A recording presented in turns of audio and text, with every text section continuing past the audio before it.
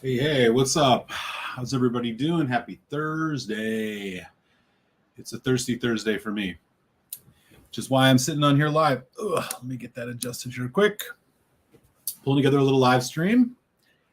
Impromptu. I know I was not on Tuesday, so it only makes sense that we would find another time this week to join, have a couple drams. In particular, a couple drams of one whiskey and catch up. Hopefully coming on a little bit earlier today. Some folks, particularly overseas in Europe, that neck of the woods, everybody really, maybe missed the show usually on Tuesdays because it's a bit late for y'all. This will give you an opportunity to stop in and say hi. So I'm going to give it a few minutes. We'll let some folks pop in. I see Donner Pass Whiskey, our good friend from over there in Central California, is doing bottle-killed Annock 18s, one of the usual pale gold and the other dark. You've been embracing batch variation quite a bit in recent years. Really? Annock 18, one's dark, one's light. Like, do you know how Balvenie, the Balvenie 15 sherry cask is kind of like that, where it, if you look at it, sometimes it's very dark, which indicates a first fill situation. Other times it is a bit lighter. I mean, still red because it's a full sherry, but which indicates second sherry maturation, and they don't actually tell you the difference when you buy it. So it's one of those you got to check the bottle. It sounds like maybe we should be checking the bottle of the Annock 18. Huh. Good to know, Donner. Hope everybody is, at least on the stateside, our East Coast and Central time zone friends are probably in the midst of that drive home commute. I can imagine, especially on Thursdays, it starts getting a bit gnarly. I am actually just warming up with a bit of this Green Spot Chateau Montelena, which is a Zinfandel finished 46%, absolutely delicious Irish single pot still whiskey. I did a comparison between the two different of these. What do they call these?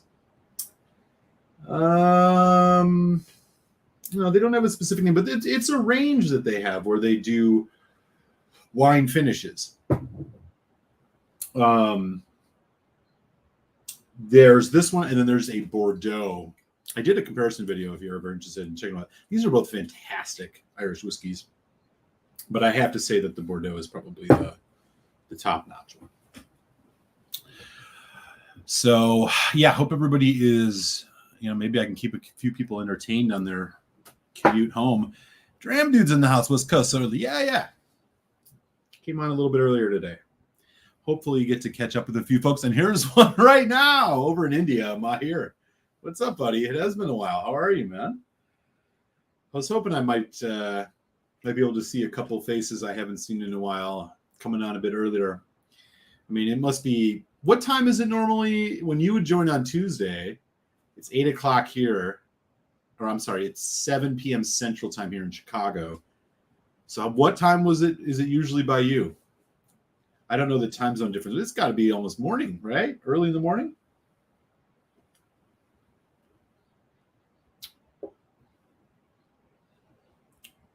Yeah. The mail order is a real roll of the dice. That's one of those whiskeys that I actually probably wouldn't buy on the overmail just because of the variation. I've never had the lighter, likely second fill version of that Balvenie, so I can't really speak to whether or not it's good or not. I'm sure it is. The one that I do have back there is the first fill, and the first fill is awesome. So yeah, that's one of those, and I wish they would just put it on the label. All right. Oh, we got 7 folks in, which is awesome, man. Roy, how are you? Good evening. Hey, Belgium's in the house. All right, good. I'm glad was hoping that I'd get to see some folks. Might be able to catch this earlier time, little impromptu. It is rush hour drive time home here in Chicago, as well as some of our friends over on the East Coast. So Gerbick's in the house, Jupiter, Florida. What's up, buddy? All right. I was just warming up with the drams. So basically, I have a bottle that I want to finish today. There's about that much left. We've got at least 3 drams, maybe 4. We'll see if we can get through it. I think we can.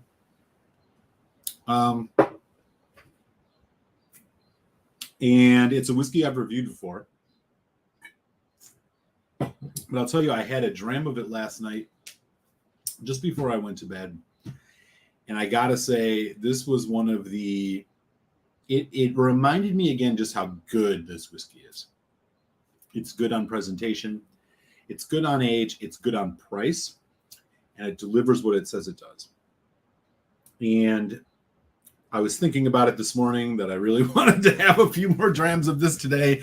So I figured I'd make it a live stream. And this is a whiskey that I am going to replace on my shelf. There is no doubt about it. And, you know, not to bury the lead any further. I didn't explain it clear enough in the description. The whiskey we're talking about here is the Balvenie, 14 years old, Week of Peat. This is part of their Stories series. This was story number 2. This is a release from last year. The tale of the tape here on the Balvenie 14 Week of Peat is it is 14 years old. It is peated. It's in the name. It is 48.3%, and it is non-chill filtered. It says so right here on the lip. Assume the color is natural, though. It does not say, but we'll take it. So why is this such a special whiskey to me? I really think now they have done variations of this over time. There have been, it used to be called Peat Week. Now it's called Week of Peat. I believe they do these in batches. I am not entirely sure. The one that we're looking at today is from early last year. And basically the deal is the Balvenie distillery does a week's worth. 1 week out of the year, they distill peated whiskey. Now, Balvenie, they are one of my favorite distilleries. Definitely not known for peated whiskey, though. They really excel at the kind of bourbon cask, bourbon sherry cask stuff. Speyside whiskey, not peated. But this one, they do for a week every year. And I got to tell you, I think this one just nails it. Cost here in the U.S. on a bottle of this is around that $80 to $90 price point. Sometimes you can find it cheaper even, which I think is an absolutely stunningly good price. For a 14-year-old Balvenie, the price may actually make you second guess buying this because you're like, why is that so inexpensive? I mean, think about a lot of the peated whiskeys out there these days. At this age, 15 years almost, I mean, some of these are going to be way above the price of this. And it delivers in every respect. There's a ton of stuff written on here. So I'll just tell you just a little bit off the top. And again, I do have a full review of this. This was a 4 out of 5 whiskey for me. The dram I had last night was a reminder why this is a 4 out of 5 whiskey for me. And I guarantee, unless something crazy happens, I will be saying that at the end of this bottle kill. So it says the story begins with distillery manager Ian Miller's eagle eye spotting a week's gap in the distilling schedule. Eager to experiment with the Balvenie profile using what he had learned from a recent trip to Islay, he ordered a batch of Speyside peat for the kiln and built a peat burner on the side for extra peatiness. There you go.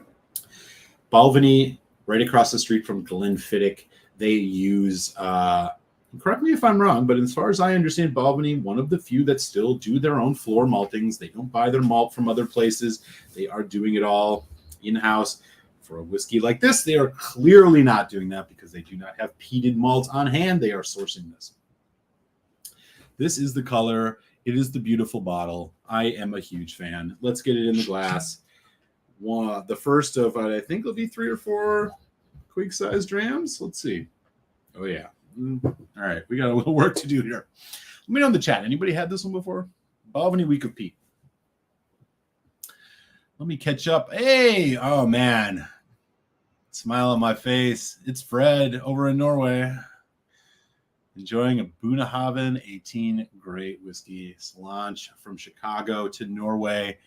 Yes, love the Bunna 18 too. Hey, Mike B's in the house. Marilyn, how are you doing, buddy? Live on a Thursday. Yeah, I did have to take off on Tuesday this week. I will be back next week for a regular Tuesday show, but I found myself a little time today. Wanted to make sure I could take advantage of the opportunity. Get on a little early, catch up with some other folks like Mahir. It's 2 a.m. over there. I feel really bad. I haven't been able to attend your live streams. That was a long. I mean, that is a late time for you. So if it's 2 a.m. there and it's 3 here, that means that when you join my live streams at 7 Chicago time, it's 6 a.m.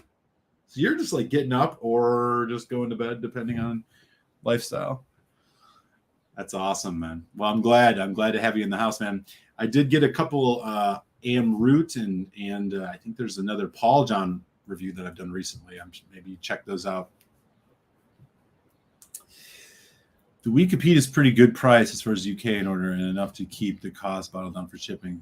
I think it will be in my next order whenever that is. 120 around here. Oh, okay. 120. Oh. Okay.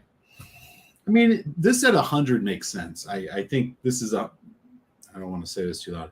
It kind of makes sense. $99 whiskey. This would make sense. Jam Dude over in Cali. Haven't had it since they changed the releases to the Week of Peat. Vancouver's in the house. What's up, Indy? Nice to see you. Okay. Yeah, they did change. I don't remember when they changed it. This may be the second time they've done it as Week of Peat. I don't know. Get the first. So there's probably a newer one out, but I will tell you right now, this one, I don't believe they put scan dates on these, but I can tell you I bought this in 2021. So this is either a 2021 release or a 2020 release. I'm sure you're going to get a little bit of variation between these, but I'll tell you right now, it was surprising that I actually didn't get this to sneak into my top 5 last year. The nose on this, if you're a Balvenie fan, in my opinion, Balvenie has some of the best malt. It is sweet, it is fresh, it is fulsome. It just screams Scotch whiskey to me. It screams farm. It's Bruichladdich is maybe the Islay equivalent that I think has just such a strong, sweet, beautiful malt that they use. And it shines through here so well. And the peat, which is not timid at all. I mean, you may be thinking a peated Balvenie would be a rather weak Balvenie or a rather weakly peated whiskey. It is not at all. This has a lot of smoke, maybe even more smoke than peat initially on the nose. When you smell this, you get that classic Balvenie malt, sweet, honeyed, light toffee notes, light vanilla notes, slightly floral, that green, grassy, just almost slightly vegetal farm note. But the peat is all around it, and it's coming through like charcoal and wood, like burnt wood fire smoke. It's a really, really nicely balanced. You get some fruit in here too. Apple, pear, slightly citric, earthy. It's a damn good whiskey. I have had the Peat Week, but not tried the Week of Peat. Interesting to do so. Yes, that would be. Yeah. Results are going to vary based on batches, no doubt. I don't know how significant it'll be, but I'll tell you. Scar ash. There's even little bits of strawberry in this. It's just such a, we're going to rant a little bit today about peat. as we drink along here. So if you got a peated whiskey and you have the capacity to pour yourself some, how about you join me, eh? Here we go. Balvenie Week of Peat, 14-year.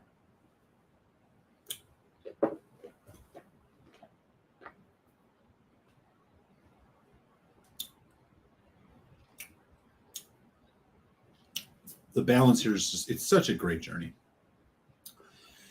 When it hits your palate, you're almost initially just, it's a bourbony, again, malt forward Balvenie. The youth of this, I think this is the perfect age for this whiskey. It's showing a lot of the malt character. You're getting a nice bourbon cask characteristic as well, influence on here. And then as it develops through the sweet kind of toffee, maybe even a little bit light caramel or brown sugar, a little bit of what is that? It'll come to me. The transition, so you have a nice long development here, which is again showing it has a little bit of age, 14 years, not the oldest whiskey, but it's a little bit of age.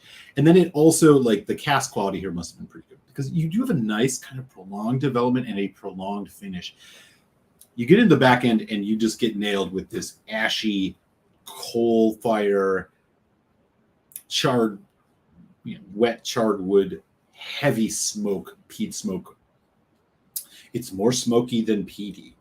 You get a little bit of that effervescence on the tongue, but really this is a lot of smoke. Ashy finish with all these like creme brulee and like vanilla, slightly toffee, slightly honeyed notes, a little bit of lemon peel and lemon meringue popping through in there. Nice medium long finish, maybe even a hint of mint. I love it. I really honestly think this is a standout peated whiskey. And, I would put this up against anything from Kilchoman as far as their core range is concerned, any day. I would put this up against any core range from the Kalila distillery. I think this is that good. And the more I smell it, it's not the most complex whiskey, but what it's bringing, this is a Brook Lottie level quality. This could go toe to toe with a Port Charlotte 10, maybe even an older Port Charlotte. Definitely. It's very similar in its presentation, but it's also provincial in its Balvenie character.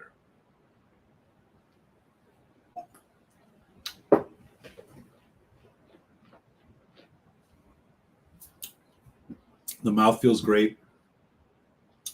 I think maybe the only thing we're going to find with water is a little bit more prolonged development, which I think would be key here. The peat does hit pretty quick. It's working. Little dark chocolate cocoa powder note coming through now. It's great. And when I say great, I really mean this is a great whiskey. This is a great whiskey. Balvenie, yes, full disclosure, probably one of my top 3 distilleries. In fact, let me know in the chat. 3 distilleries. 3 distilleries. Let me know in the chat. What are your just like your top 3? You got 3 distilleries you can get your whiskey from for the rest of your days. What are your 3? I'll tell you mine shortly. Balvenie is one of them. And I say that despite not always loving their releases. The double wood is a very classic expression. It has its merits. It's gotten a little bit too pricey for what it is, in my humble opinion. Their 12 single barrel is very hit and miss, as it should be for a single barrel. The 15 sherry single cask, I'm also getting a little pricey for what it is. They've discontinued the 17 double wood, which is unfortunate.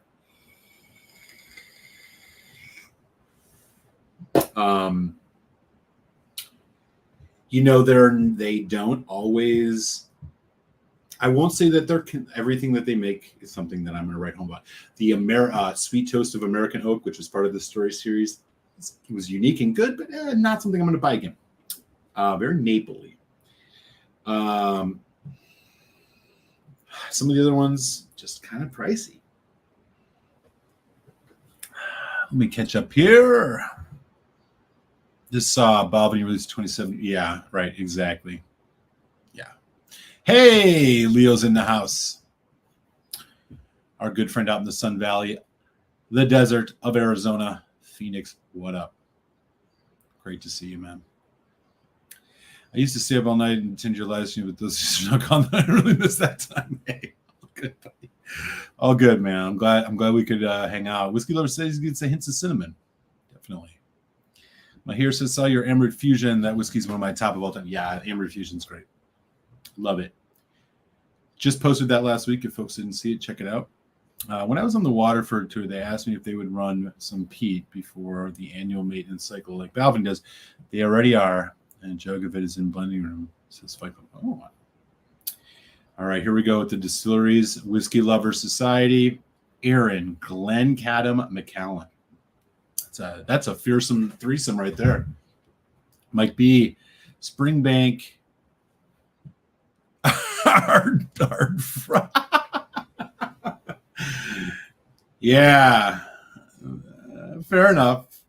Ardbeg Lefroy baby, the demon baby that they made together. That's good. Ben Nevis, nice. Leo, Brooklotti, Springbank, Glenlivet Independent Bottlings. That's bound to change over time. Nice. Very nice. Yeah, my three, I think I'm Balvenie is definitely one. Brooklotti, another, even though I would choose Brooklotti mostly because of the wide range they have. You can go from the Octomores, which I love. You have the Port Charlottes, and you have the regular unpeated or lightly peated Brooklotti.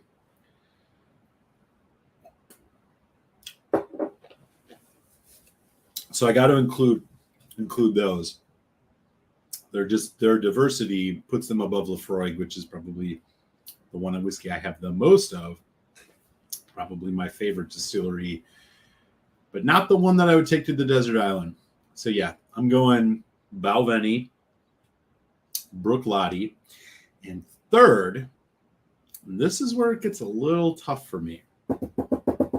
Since we're okay, we should say we're sticking to Scotch, so I can't throw Redbreast in here.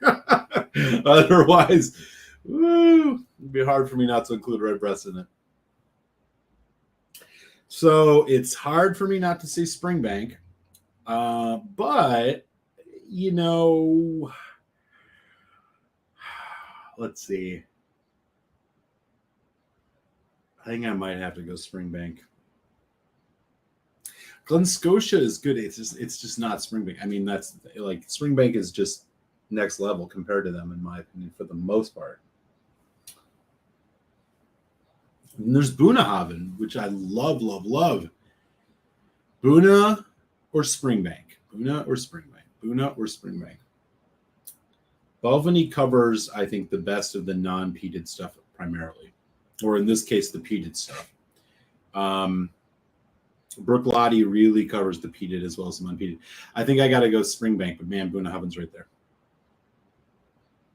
So those would be my three. But anyways, yeah. So look, I really can't recommend this whiskey enough. It's not that it's a dark horse. It's not like it's something that people don't have on their radar per se. I just don't know if it gets the respect it deserves. I really think that this Week of Peat Balvenie release is not only one of the better Balvenie releases, it's one of the better peated whiskey releases you can easily get in the single malt range under $100. I really think so. I would put this up against, again, Port Charlotte 10. I would put this up against Lefroy 10. I would put this up against a Lechag 10. And I think that this is, for the record, better than probably two of those three. Maybe not the Port Charlotte. That would be something worth checking out. It's Balvenie's quality of malt that really shines through this, and the balance they have. It is not the most complex whiskey but you want the heavy blast of peat. You want a serious amount of good barley forward whiskey.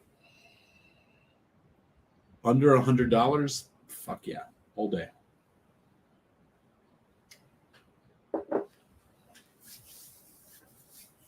It was a 4 out of 5 when I reviewed it. It's a 4 out of 5 now. I may even go a little higher on it. Hey, Top Shelf Dustin is in the house. What up, D? Best distillery Cavalan, he says. We could Peat under. Oh yeah. I mean, it's about $90 around Chicago. Let me just double check. I mean, it's either under or at,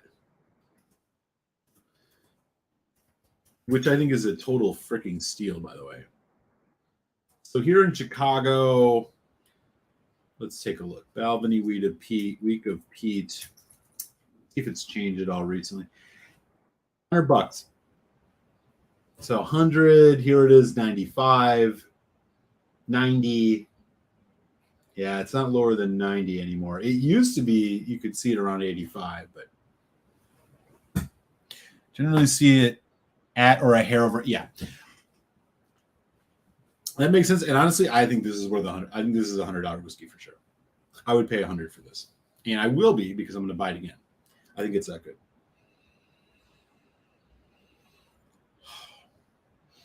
There's an earthy, like I was saying, there's an earthiness to this. To balance what I find is a rather gentle, not like Glenmorangie gentle, but like it's a gentle whiskey for the most part, Balvenie. Subtlety is a thing with them. Their malt shines, but their casks work the same thing here. This one, it finds space for both. But here's heading out. Take good care, man. It was great to see you. We could peak going for 110 in Phoenix. 14 years old, 48.3%. Balvenie. Keep expecting it to skyrocket. Yeah, it's hovering, man. I think 110 is probably the limit. I mean, you're reaching a little bit on that, but this is a special whiskey, man. And we're going to get on to dram 2 of it because we are killing this bottle. I really do think that, like, this is something for Peat heads, for Balvenie fans. It's got a little bit of everything you want. I had almost forgot that. I mean, obviously, I've been drinking this quite a bit, but I had it behind my little Balvenie collection there, and had forgotten how good this was since I had done the review. It just missed my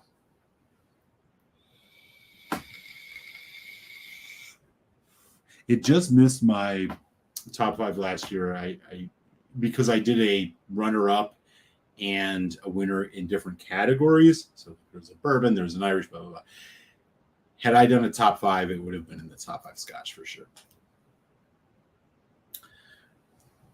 What's better, peated 100, 150? It sadly is worth it. Yeah. Dustin, you sound like you're pretty a fan of this one too. Yeah, I mean, it's just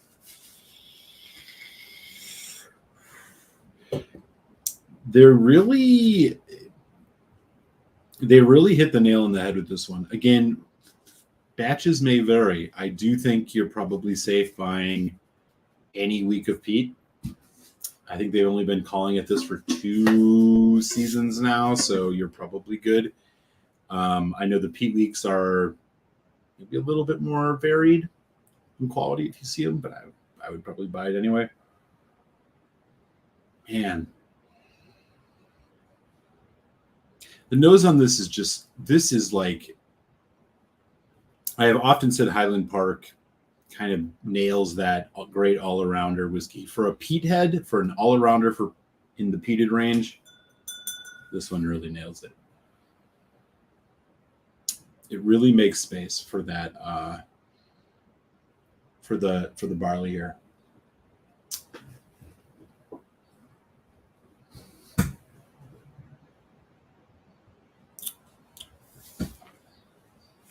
Top D. He speaks truth. It is a fucking stunner. You're no doubt. And I do think a little bit of water on this actually makes it go to a next level because it really extends that development. What you find otherwise, it's like for 14 years, it's a little short. The peat comes up a little too quick. You want a couple extra seconds of that, like nice Balvenie malt bourbon cask influence before the heavy peat note hits. A couple drops of water takes it to the next level. And again, 48.3% non-chill filter. Can't go wrong. Yeah, the 15 single sherry cask 120 and often more. No, it's just okay. So see, yeah, the sherry cask is, again, that is one of the whiskeys I probably would not order online. The 15 sherry cask Balvenie, because we were talking about this earlier for folks who have just joined. The thing about the Balvenie 15 sherry cask is if you go to a liquor store and you see it in the tube, pull it out of the bottle. What you will often find is some of them are very dark and some of them are a bit lighter in terms of the kind of deep red sherry cask notes. And from what I understand, this is because some of them are refill cask and some of them are first fill cask. They do not say on the bottle or the tube which ones are which and why they do it this way, but they do. Generally, I would say go for the first fill, especially on a 15-year-old whiskey. Makes sense. You want to get that cask influence as much as you can. So keep an eye out. I'm not saying that the later one is not as good. I've just not had it. So when you buy online, you're really just rolling the dice. You don't know which one you're going to get. If it looks like an Aberlour Abuna or a what's another cask strength, like a Glenfarclas 105, if it looks like that, that's a first fill. If it's lighter, if it's not as much a black cherry, more like a strawberry, you're probably getting the second fill one. Buy as you desire, I guess. JK135. Whoa, an afternoon delight indeed, sir. Slaunch. I miss the transparency with the batches, though. Now it's hard for me to know which one. You can find some stunning independent bottle whiskeys for around the $100 price point. 100% agree with you. The only Kahlua is worth buying, in my opinion, other than maybe the unpeated 15, is independent bottle Kahluas, because the ones that come from the distillery are all 43%. And look, I have the 25 back there from the distillery because it was a good price. But yeah, it's a good whiskey. But come on, we should expect better, especially if you've been into Scotch for a while. 43% is just not cutting it at 20 for the price they're charging for that kind of whiskey.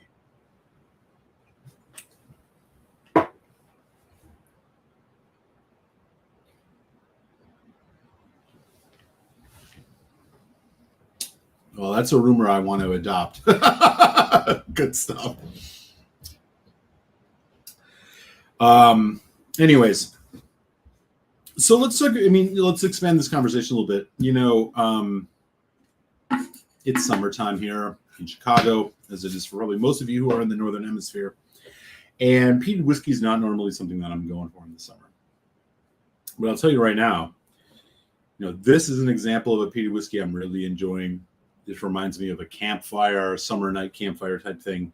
This is a whiskey I'd want to be pouring for friends and enjoying. What are your peat whiskeys, your go-tos? Not necessarily your the ones you drink once a year because they're special bottles. What are your peated whiskey go-tos, and what do you look for in a peated whiskey? Is it strictly just smoke? Is it the peat effervescence, smoke, whatever? Be damned. Is it sherry casks? Is it bourbon casks? I'm just curious, kind of like what is your peat wheelhouse? Let me know in the chat. And we got 14 folks in, so I hope to hear from a few folks. I'll definitely share a little bit of what I look for. Not just in quality, but in preference. And we can talk a little bit about, what quality means as we go along here.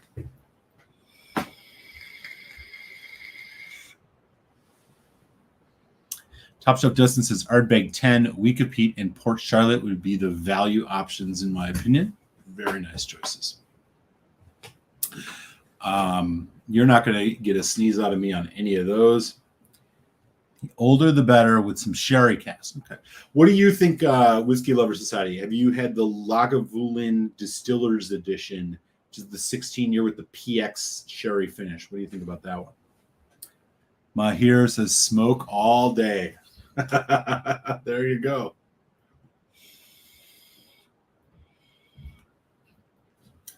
Yeah, no, that's for me, I'll wait a little bit. I mean, clearly I'm a bit of a Lafroig was kind of my first foray into really loving peat. And honestly, still, if you ask me, which Isla distillery is like the smoke peat profile I enjoy the most, the one it's the no compromise option always is Lafroig.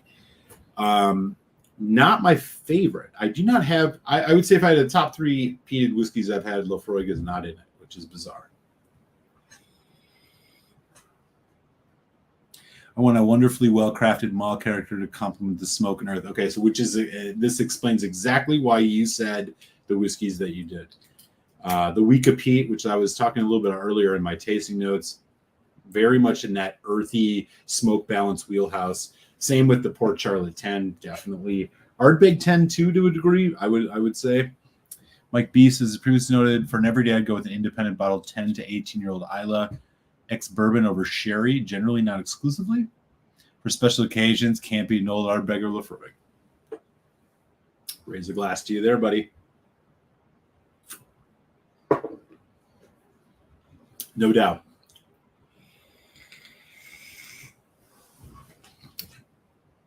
Really, really good feedback from folks.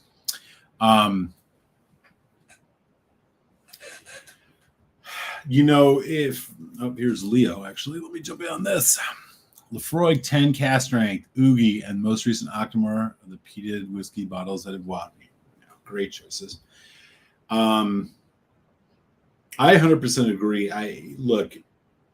To me, the quintessential peated whiskey, if there's one peated whiskey you could pour for somebody who's never had a peated whiskey before to fully understand the depth, range, and intensity of Scotch that has been heavily peated, it is Lafroig 10 cask strength. I think that's the king. And other than the recent batch 14, which I have my suspicions on why that was released, considering that it was the second release of a cask strength in 1 year. That aside, it's still good enough, but the rest of them are pretty much stellar. I think it's the best value in heavily peated whiskey. If you just want the best that you can get, nothing excelling, but nothing diminished, Lafroig 10 cask strength. Generally for me, my wheelhouse with the peat, it is, in terms of the smoke or peat level, it really depends. How you, Winston? It really depends, but you know what? I tend to like a sherry or a sherry finish with the peat. I really love that relationship and dynamic of the dried fruit or fresh fruit notes with the smoke. I think it can lead to a lot of really, really interesting flavors, including slight barbecue notes, even sometimes like fruit compote.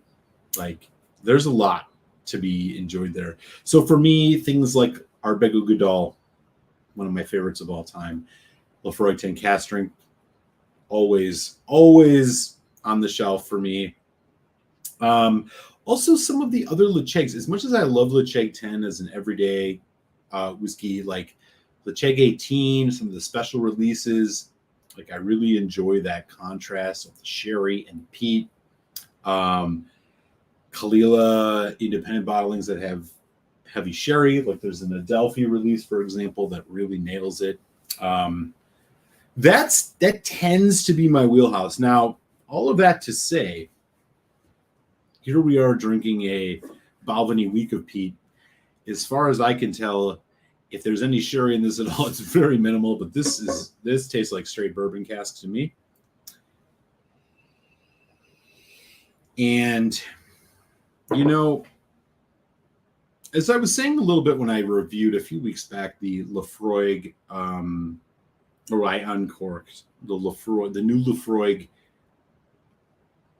Cartridge, which is the first fully bourbon cask Cartridge since I think, debatably, the 2017 quarter cask.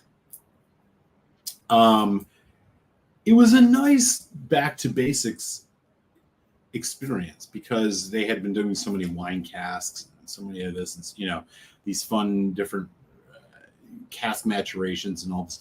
It was really nice to like taste one that was back to just the bourbon cask. But Laphroaig is a bourbon cask distillery. Lately, yes, they've been putting out some more sherry stuff, but by and large, you know, their core range stuff, it's very bourbon cask heavy. You know, I like that, but the sherry adds another dimension. And I think when done right, it can be a real winner. Kilchoman's Loch Gorm, for example. Another one I really like. Mahir. I'm still waiting on a bottle of Laphroaig 10 cask strength here in India. I'm still paying 80 whiskeys like a Teeling small batch, just like for US. Yeah, I can hear you on that. Yeah, I hope one shows up for you, ma'am. I think Lachag is a wonderful summer dram. It says JK135, not so intensely peated. It overwhelms with a lot of. Yeah, you're totally right. That's a really, really well put. I'm right there with you. No Highland Park love English. Well, Highland Park is not heavily peated. Look, if you go back a couple of years in my channel, I did a top 5 go back to whiskeys. My number 1 was the Highland Park 12. Because the Highland Park 12 is a great all-around dram.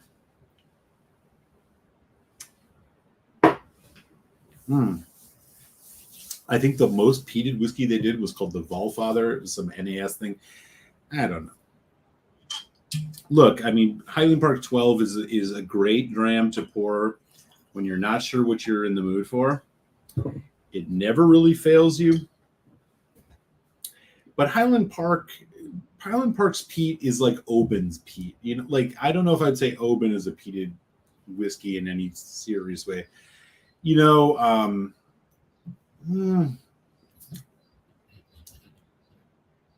it's undeniable that it's peated.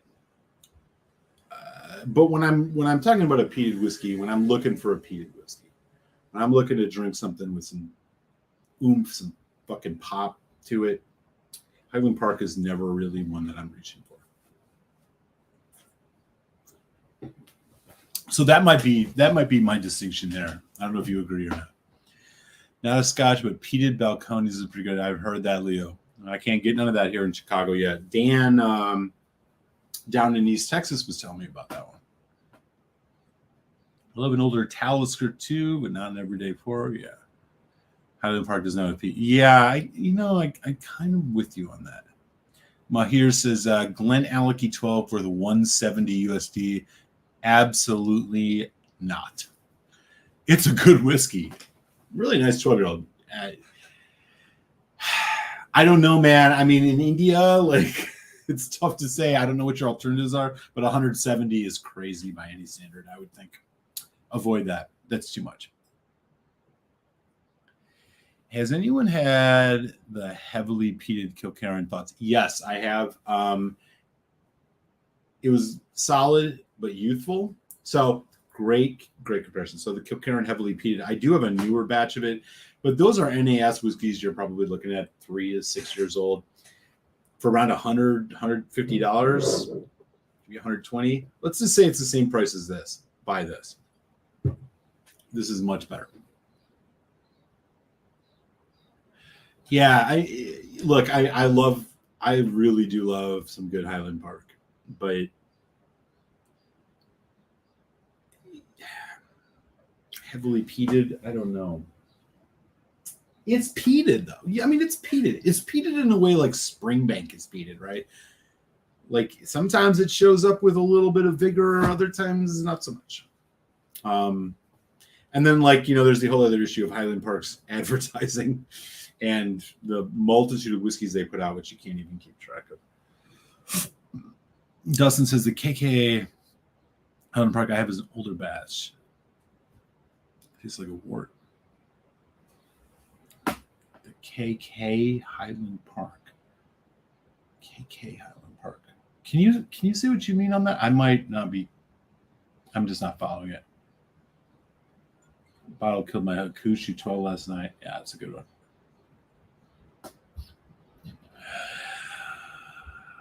Yeah, 120 is a lot. Cornog. Nice. Oh, got it. Okay. My understanding is like the most peated one of theirs is called the Valfather, which is part of their Viking this, that, whatever fucking series. I can't follow. I mean, I'll be honest, I can't follow it. I've had a few of their NAS releases. I've had a few of their non-core range traditional releases. They've been hit or miss. I found, but yeah, Highland Park's having problems. I don't know if they know what they're doing anymore. Like this has gotten unwieldy with them, Like they got too many whiskeys out there. I don't like who's paying for all these. Who's buying all these NAS Highland Parks?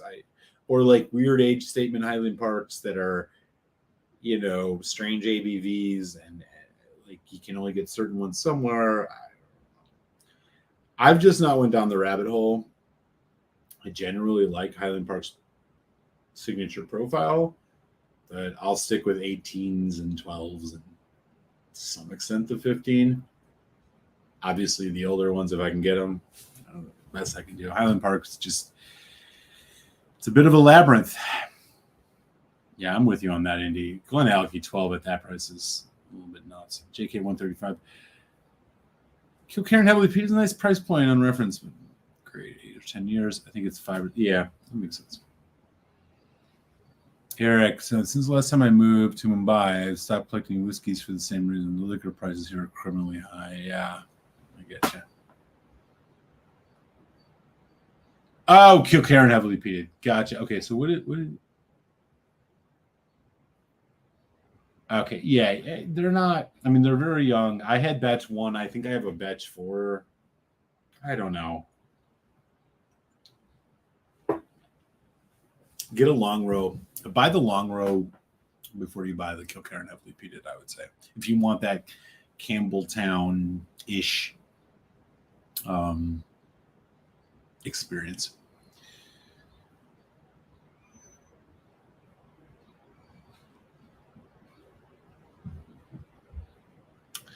The Ralphie Sherry edition. Well, that's a special release.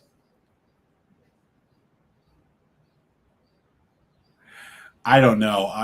Glenallachie 12 is like a $50 whiskey, 60, maybe 70, if you really look for it.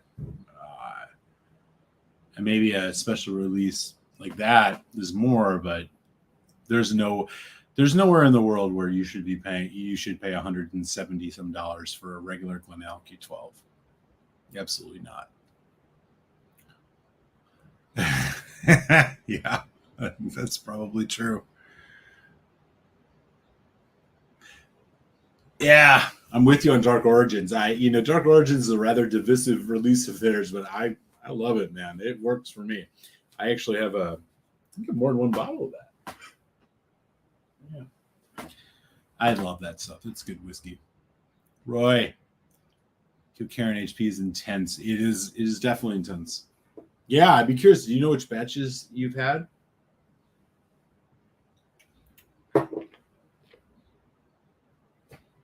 Bringing it back around, though. Oh, yeah. Great whiskey. Great whiskey. Bringing it back around. We got probably 2 or 3 more drams in here, so we're gonna keep it going. Let me just tell you right now, though, this I've had 3 drams of this. I'm on my 3rd dram. This just does not disappoint. I don't work for Balvenie, y'all. I'm just telling you, this is a damn good whiskey. If you like that Balvenie profile,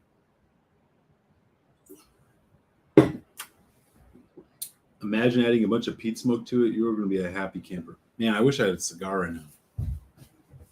It's that kind of day, y'all. I'll button this shit. Let's chill. All right. So going back to this for a second, I think like if any of you had the Ardbeg 8, okay, 2 questions. One, has anybody had the Ardbeg 8 committee release called the For Discussion? And what did you think about it? Secondly, thumbs up, thumbs down, or yes, no, where do you land on Octomore? That's 3 through 5. Oh, okay. You know, I've never had an Ardmore. I don't know how. I've just never had one. So yeah, 2 questions. Yes, no to Octomore. Drop it in the chat. That I really got to hear, because I'm curious if folks are reaching for those expensive young Octomores and would love to chat a bit about Octomore.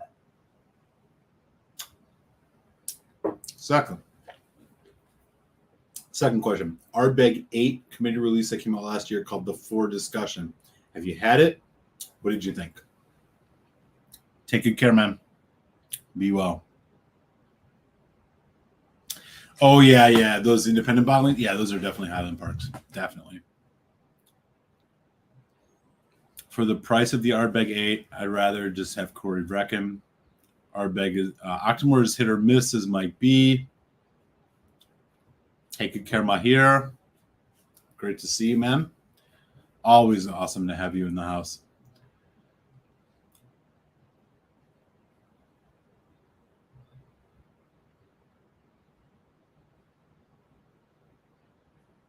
Oh, nice.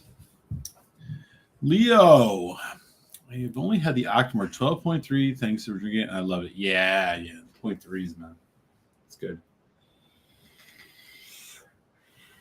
So for folks who haven't been following this, or I'm getting some more Balvenie. And we're gonna pour the rest of it. We're pouring the rest of it. It's a quick size dram. If you haven't found out yet, the euro is at parity with the US dollar right now. So if you have some websites that you like to buy your malts from that are in Europe, non-Britain, you might want to get on that because it's at parity at $1. Dollar exchange rate right now. Loves the 4.2 and the 0.3. The 0.3s are always good. The Isla Barleys, I always like those the most, no doubt.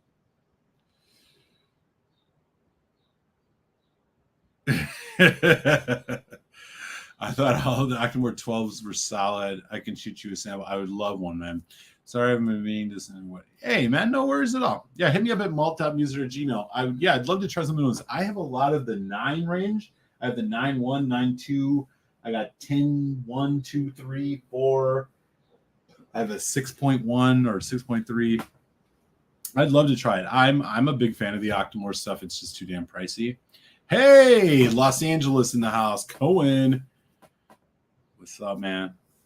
How you doing, man? Darn it. I need some new Peat. Get yourself some Peat, bro. This is a Peat day. Oh, well, there you go. It's less than $1 now. Only had the core art bags. Sounds like special editions aren't worth it. Some are, some aren't. I would say most recent ones are. I have some unnamed Orkneys too. Refill hogsheads. Would love to find. Yeah, those are definitely Highland Parks. Dude, seriously. I'm gonna tell you right now, man, there's some of these European websites. I think I got a Glengettie 18 coming to me for 93. I got a check out what's called Fine Drams. Or not Fine Drams. Fine Drams. FineDrams.com.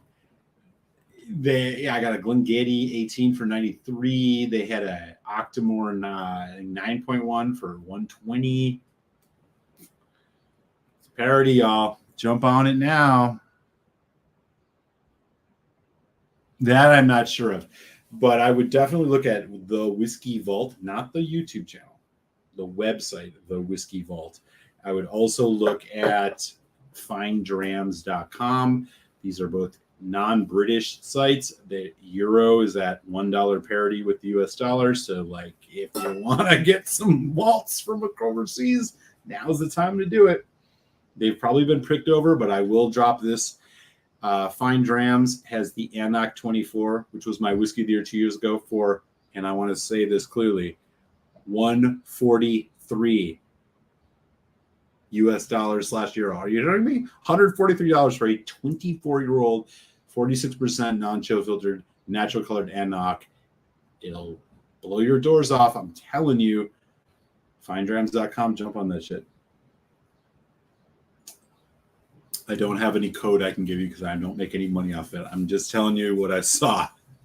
And you're not going to get a 24-year-old Annock for a bit of. I thought the 190 that I paid for it here in the U.S. was good.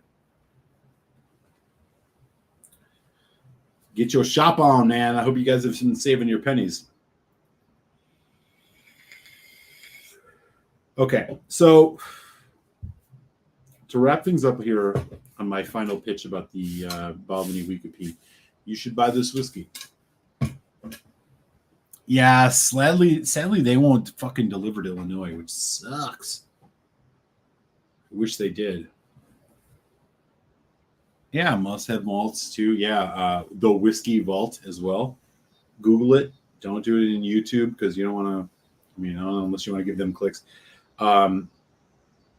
Just to wrap up on this one, I'm just gonna make one last pitch. If you're a peated whiskey fan, you might have overlooked this a few times because you're thinking to yourself, a Balvenie peated whiskey, it's probably overpriced, even at 14 years. I'm telling you, this is a damn good dram. It was 4 out of 5 in my review that I did a little bit over a year ago, and I'll stick with that, which makes it on the 100-point scale between like a 89 and a 91. I'd probably go 90 on this, straight 90. This is a damn good whiskey. Buy it.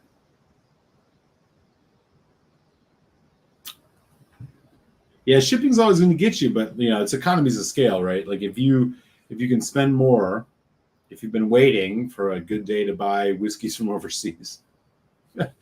As far as whiskeys that are on the euro or sites that are on the euro, like Whiskey Vault, the Whiskey Vault and Fine Drams, now's the time to do it. You want to get $160 with shipping Annock 24s, do it now. But that's that. So continuing on the peat journey here, I really do enjoy whiskeys outside of Islay that are heavily peated, mostly because it challenges the palate. I do think most of the Islay whiskeys have a distinct peat to them. I mean, Lafroig doesn't taste like Ardbeg, doesn't taste like Lagavulin, etc., etc.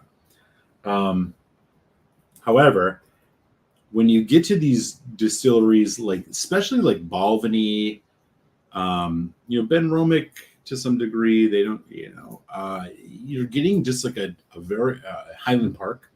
You're getting a very different like take. Hi, come on up, dude. Winston the Whiskey Cat is making an appearance. How you doing? What do you think of the Week of Peat?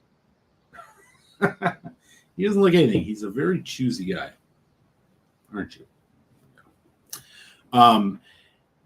There's you get a little bit of a more provincial profile, right? I mean, I think Brooklotti does this really well, showcasing at least some of the different styles of Isla barley.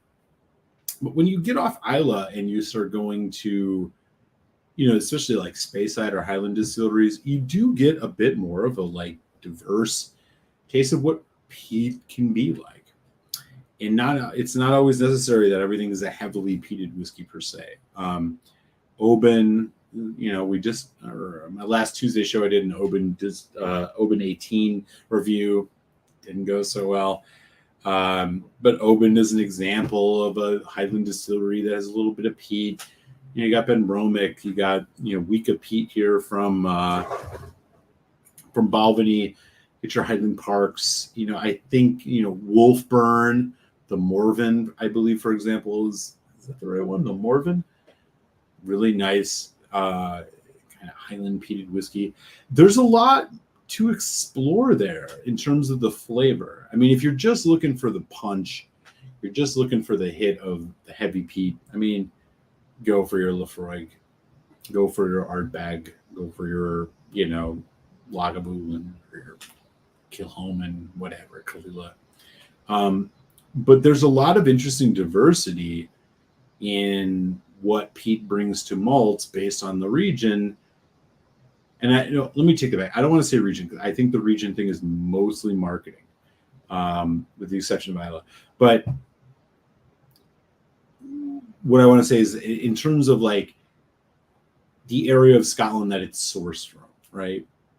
So I'm not saying all Highland peat would taste the same. It won't. Not all islands peat is going to taste the same. Hell, even not all Isla peat tastes the same.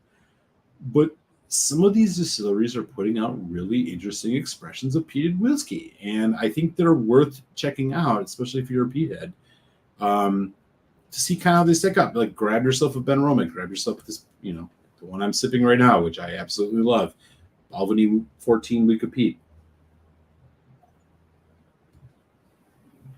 Winston the Whiskey Cat here is falling asleep on my lap. Otherwise, I would make sure he gave another appearance. But I'm curious, for folks who are peat heads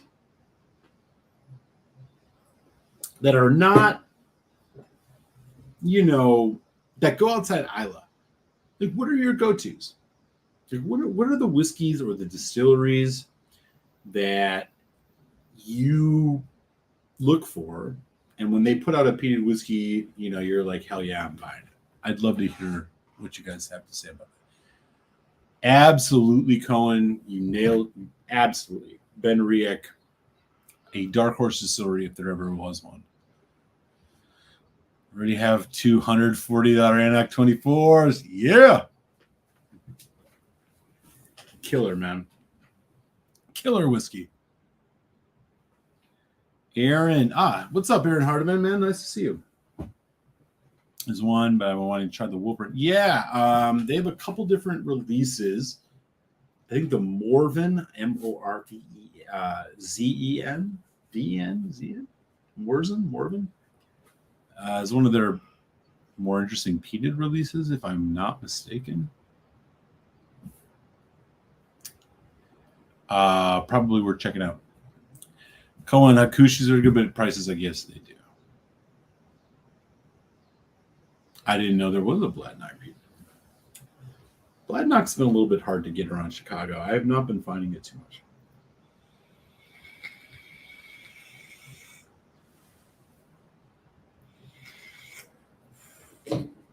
Well, the last drops are coming out. We are going to, as I promised in the description, this is a bottle kill. And there it comes.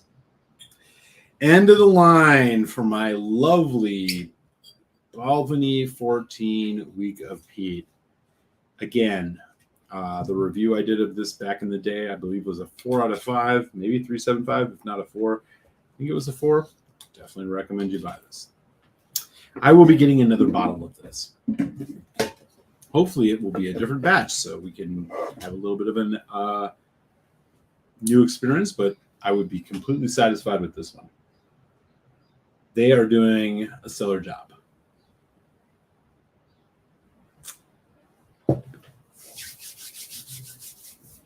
I think I'm going to have to do another Peat whiskey after this. Like Peat. Looking very, dude, Torveg, dude, you are not lying. I had the first release from Torveg, the Legacy Series 2017, something like that. That was a really good whiskey. NAS, young. Well, it's not an NAS. It had a vintage name. It was 4 years old or whatever. As somebody who is not a big fan of Talisker, I like seeing another Isle of Skye distillery coming out, and their profile met me a little bit better than the most of the Talisker stuff does. Why are you drinking so early? Who do you think you are, Dustin? No, I don't think I'm Dustin. But I would drink early with Dustin any day. Early day at work, man. Early day at work. And I didn't do a Tuesday show, so I needed to take off. So I thought I would come on and hang out. Hope I haven't disrupted your schedule there, buddy. I'm glad you're here. Yeah. So yeah, random factors of life. You know how it goes.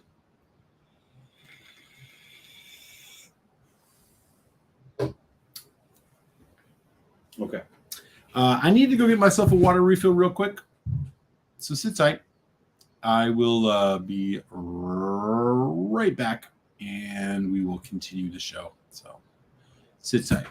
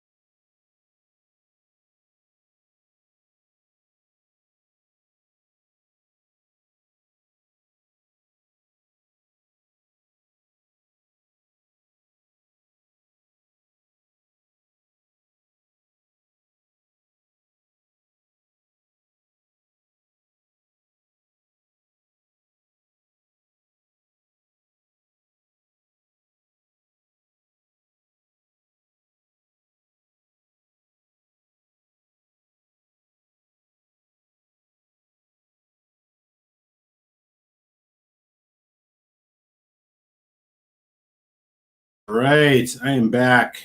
Yeah, it was Cohen. It was nice to get on early for a change. There's a lot of folks, some of our friends over in Europe who are Maltmuser subscribers that don't always get to catch the show because I'm kind of late for them on Tuesdays, which is the regular live day. So it was nice to come on a little bit early and be able to hang out with some of them, man. But to your point, yeah, I mean, I would drink early with Dustin any day, and I would, got to keep it fresh. Yeah, back at you, Mike. Cheers, man. I'm glad you're hanging out. It's lunch. Mike out in Maryland. Hope your commute has went well. No, it's been commute time. I mean, you're in Chicago. I am very lucky to not have to commute much, because traffic here is otherworldly. Let me just put it that way. For those of you who are out maybe New York, Washington, D.C. area, you guys know Chicago it's just crazy.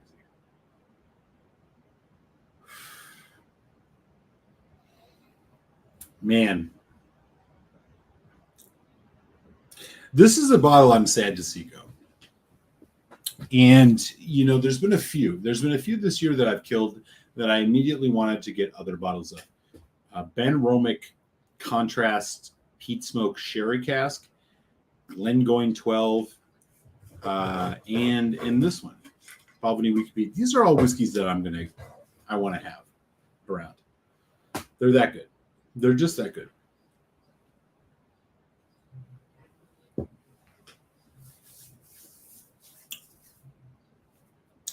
I just feel like, sometimes you find a bottle or two of those drams that are like, those are really the ones that, they're not too expensive. They can be kind of an everyday pour if you want to have an everyday pour, or the easy pour. You're not sitting down for a sesh. You're just sitting down to like have a couple of quick drams. Those are the ones that I would do. And I'm really happy about that. I mean, I picked up another Glengoyne 12 recently. I grabbed, I'm going to definitely grab another one of these Balvenie Week of Peats. And the Ben Romick Sherry Cask Contrast Peat Smoke is so good. I will be getting another one of those.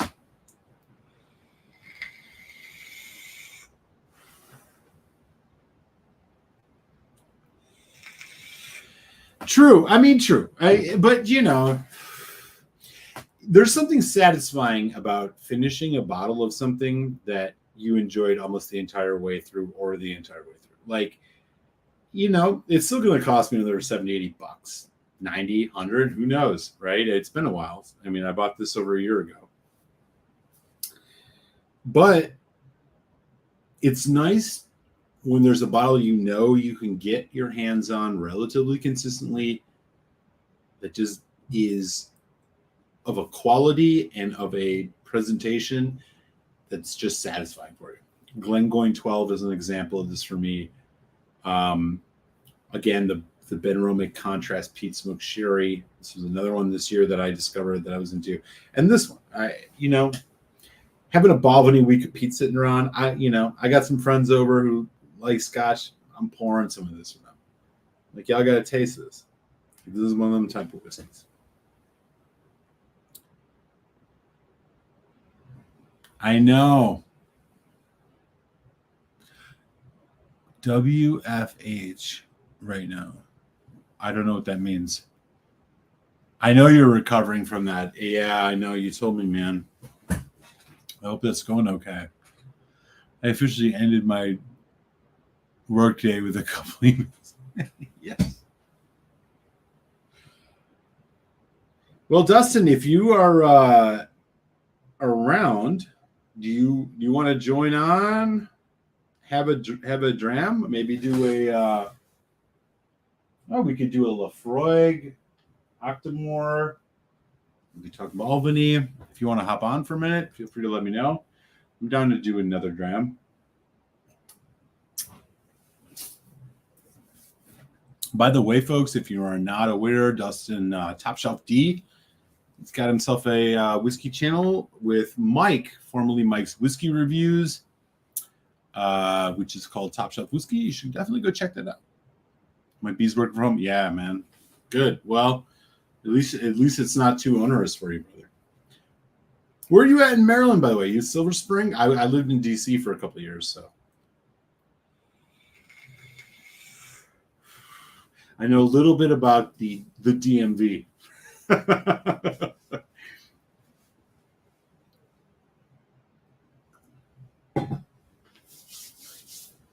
Meanwhile, I'm going to think about another peated whiskey to finish because, again, top lines here. This is still a 4 out of 5 whiskey for me.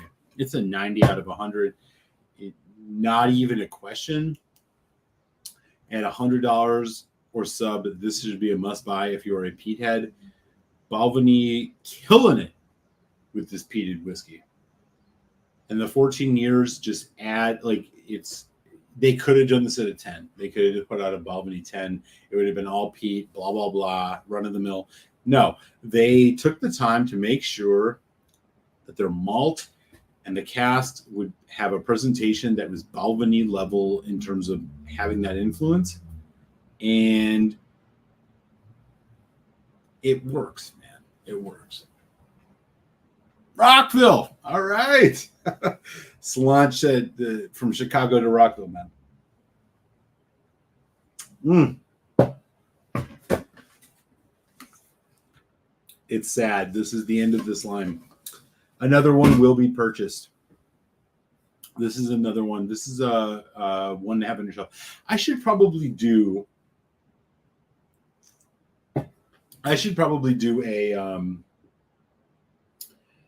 a revised top go back to whiskeys. It's going to cost me a little bit of money. I got to figure that out. But I should do a review revised go back to whiskey. So the last one I did was in 2018. So that was 4 fucking years ago,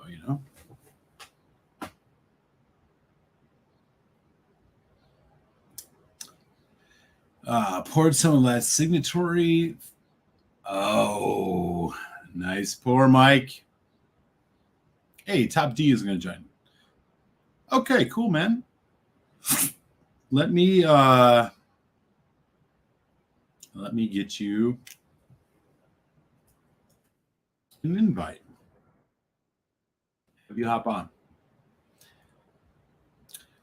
We can talk some Balvenie and what Dustin Salvieri invite link.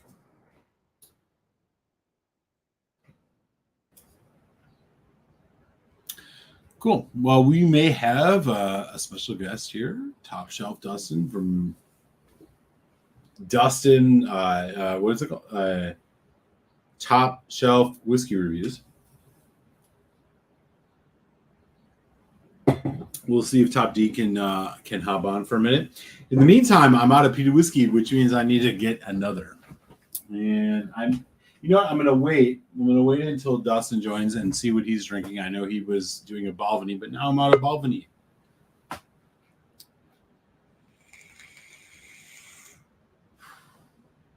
Oh, dude, yeah. The Ethiopian food scene in the entire DC metro is amazing. I have an ex-girlfriend who's Ethiopian, and yeah, she used to come down from New York. We used to go down to a bunch of Ethiopian restaurants in DC in the area. Oh yeah, no doubt.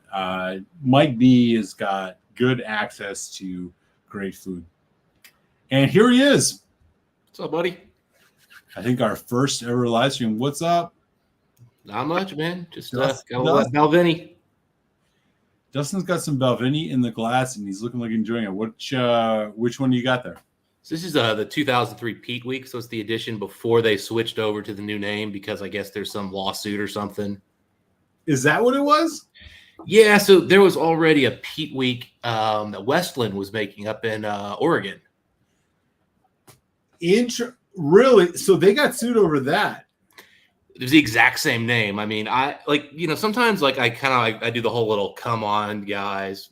I mean, it was the exact same name. they did it first. So Westland, a newcomer, if you folks haven't had it, from what was that? They're in Oregon, right? Not Westward. Westward is Seattle. Westland is Portland. I think that's right. Yeah, I mean, because I know they do that sherry malt, the regular malt, which I'm not a fan of, and then they do a peated malt that's delicious. Yeah. But apparently they have like a special edition week of Peat Week that I've never had it, but that's the from what I've heard, that was the reason they had to make the name change. Well, there you go. I've not had either. I've had some. Well, I've had some Westward and some Westland, but I've not had the peated one. So actually, I might be lying about that. The peated's pretty good, man. I definitely. I mean, there are none like the Westward that I had, which is again, I'm just going to say Seattle, but I might be wrong. The Westward release I had was just the regular single malt, and it had a very beer bar, like a beer yeasty note to it. Okay. Which I think might be because it might have been intentional. Yeah, it could be a little bit of youth as well. I mean, which isn't always a bad thing. Being young is not necessarily bad if you've got a really good malt. Yeah, 100%. But you got to have a really good malt, or you have to have really good casks. That's the other thing. I mean, even casks, man. I think you still have if the malt isn't good.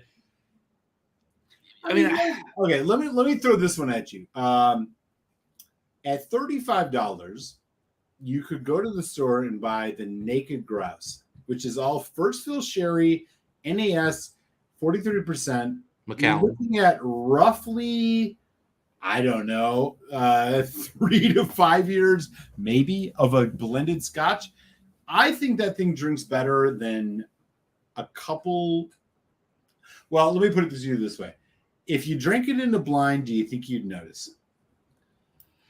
Compared to maybe a 10-year-old Glenfarclas. I can't remember the last time I've had either 10-year-old Glenfarclas or. Well, that's a good problem. You're jumping into some whiskeys I don't know so well. But if you're talking about, like, if you wanted to sit down and pour a good, like, hey, I've never had Scotch before, here's an easy drinking sherry whiskey, do you think you would notice the age statement? Because I'll be honest with you right now, for me, the first fill on that honestly excels it. I mean, it's not a must-buy whiskey, but at $30, like, it's punches above its weight. I'll put it this way. I think Macallan is a very nondescriptive malt. And since that's predominantly what you're getting in that, I do think it hides the young character well, yes. Now, the problem with that one is it lacks anything else. Yeah, that's fair. Like, Macallan is a boring malt. The whole point of Macallan is it's boring, it's simple, and it's all about letting you taste that cask. I agree with you on that. I don't. Well, I mean, and it's indicative of folks who are here who followed the channel and probably follow you as well. Like, Macallan is not a high on our review list.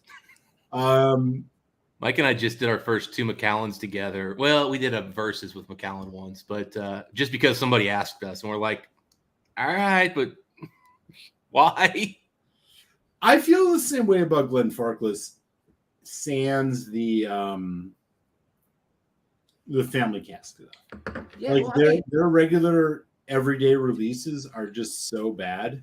This is kind of your wheelhouse. I mean, this is kind of that value price. Is that the 15? That's 17.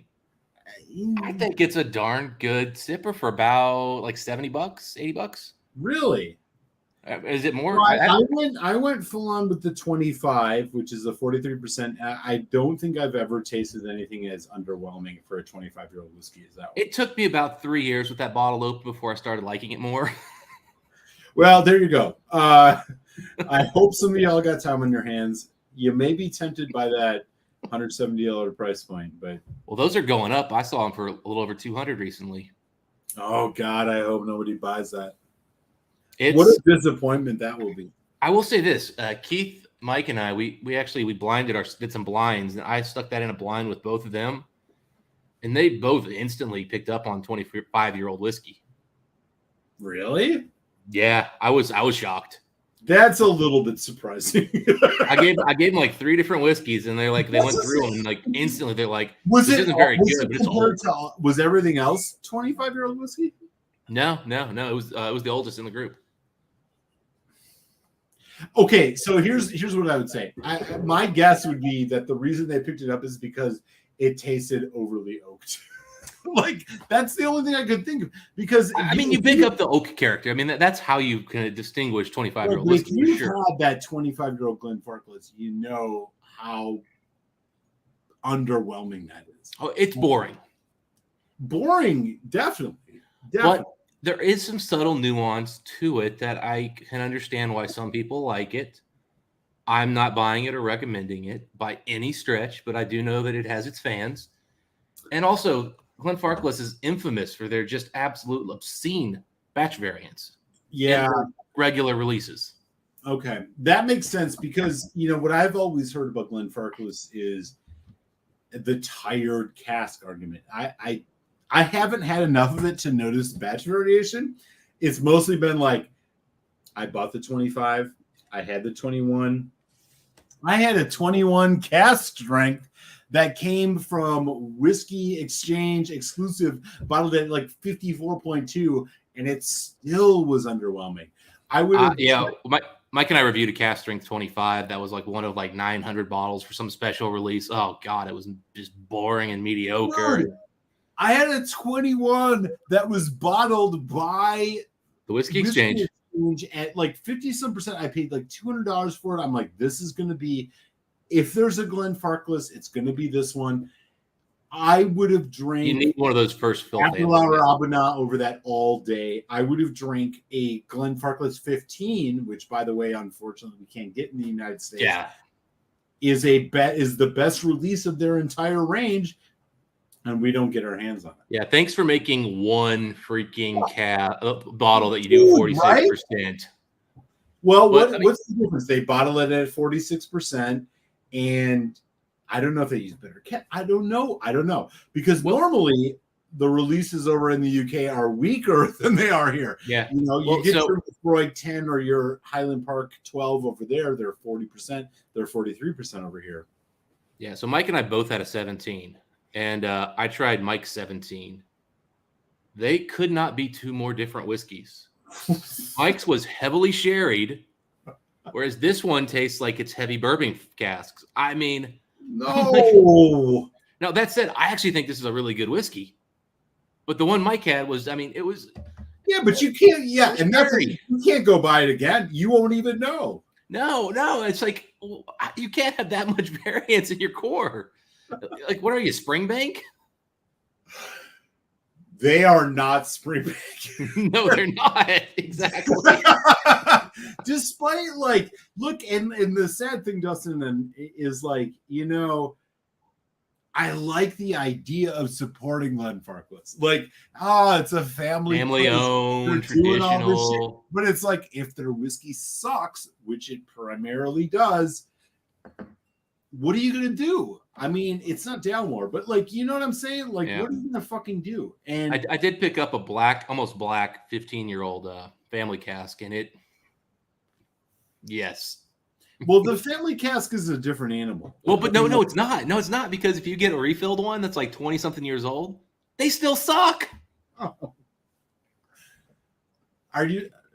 And do they market? I mean, we were just talking earlier about Balvenie and their 15-year-old single cask. So again, and I know you know this, but for the folks watching, Balvenie does a 15-year-old single cask sherry. And you can buy it at pretty much any store. It is 47.8%. It'll either look like this, or it's going to look 8 times lighter. And they do not differentiate on the label. Yeah, I've never seen one that light before until in person. As light as this? No. The light ones. Oh, everyone I've ever seen looks like that. But I had a buddy I was talking to on a live stream. He was in Australia, and he was talking about how he just thought it was crap. And I was like, really?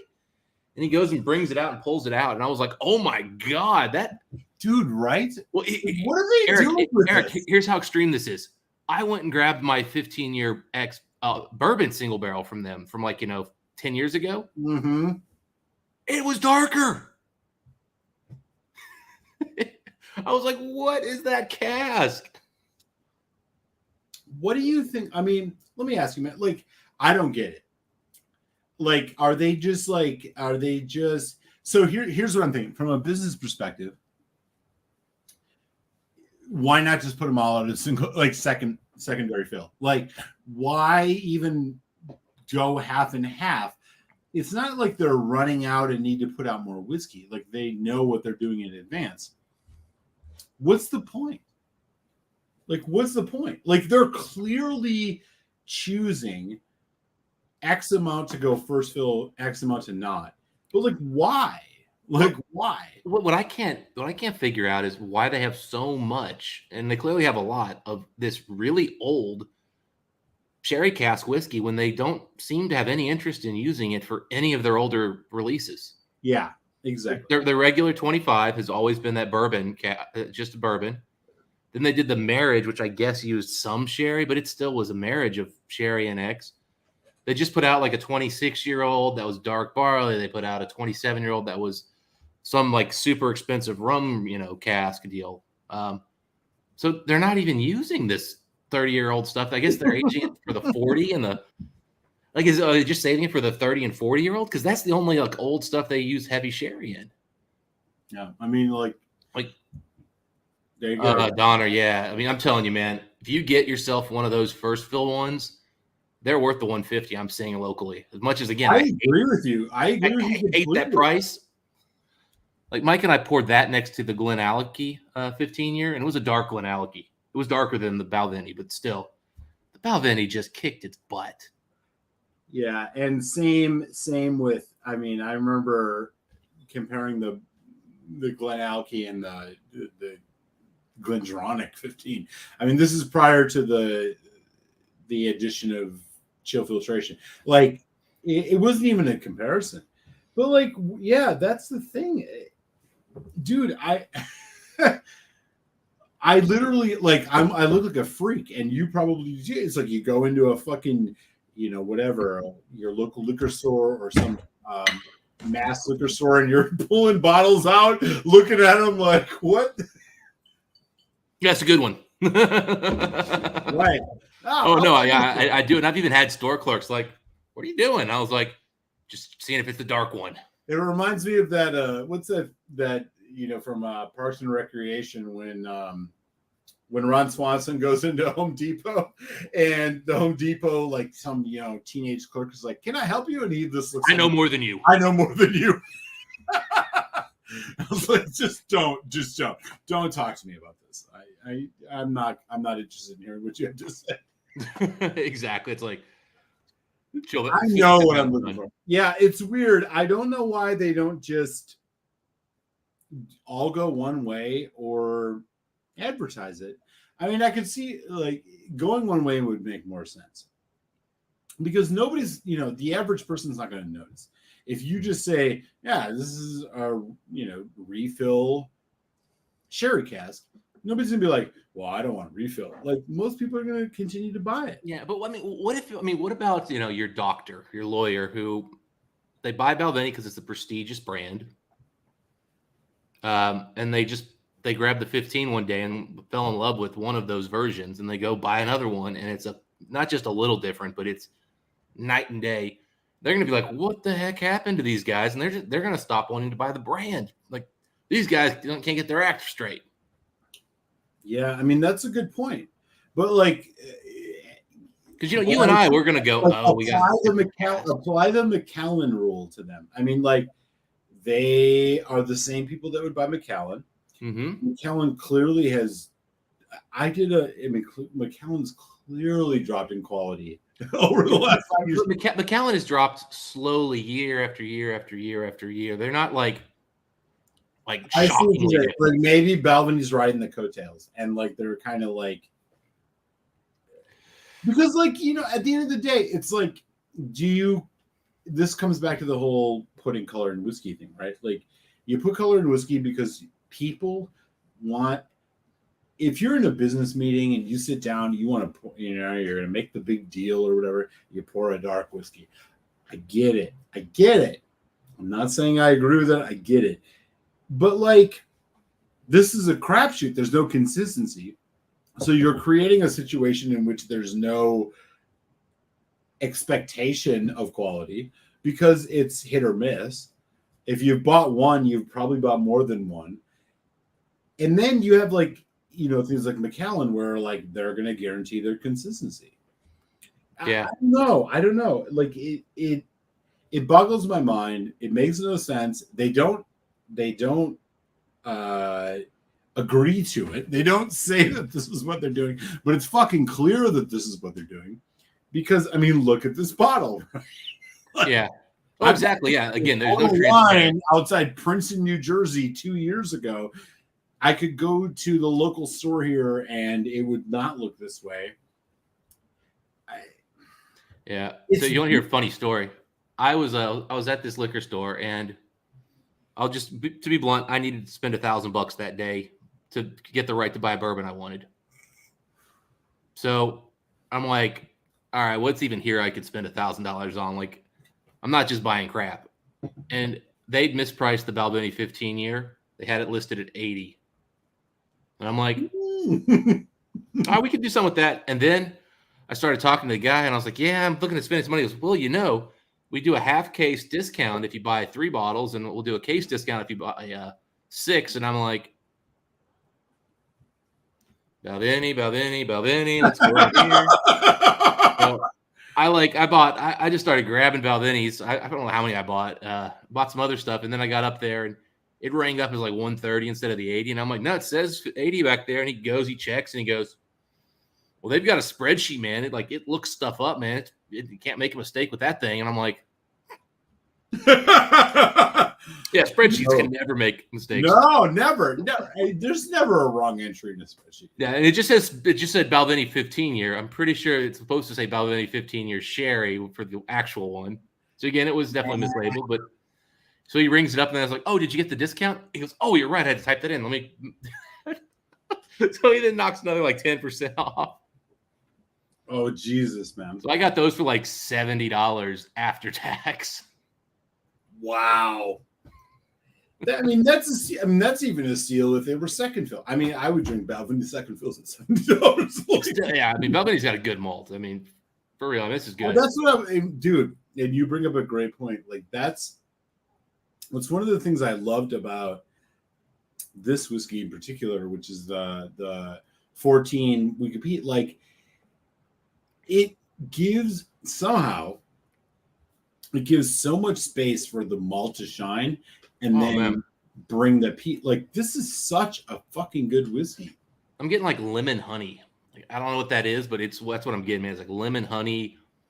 Oh man. And then like just beautiful, like wood barbecue smoke. I mean, yeah, gorgeous. Yep. A little bit of mintiness on the finish. Yeah, right. Weirdly, like it's kind of spearmint. It's kind of peppermint. Yeah, I would say 80 peppermint, 20 spearmint, but you tell me the opposite and I'll believe you. Yeah, it's one of these whiskeys that, again, like I remember when I got about a quarter way through the bottle, I thought, I'm going to be buying this again. like this is it's almost more interesting or intrigues me more than like an Ardbeg 10 or a Lafroig 10. Like, yes, it is more cost, but I'm there's something intriguing about the Balvenie malt, how it works with the peat, that it's been so good every time I've had it. I'm like, you know what? I'll roll the dice. I'll throw down another $30 for this. Well, and you get the 48%, which is really nice. Right.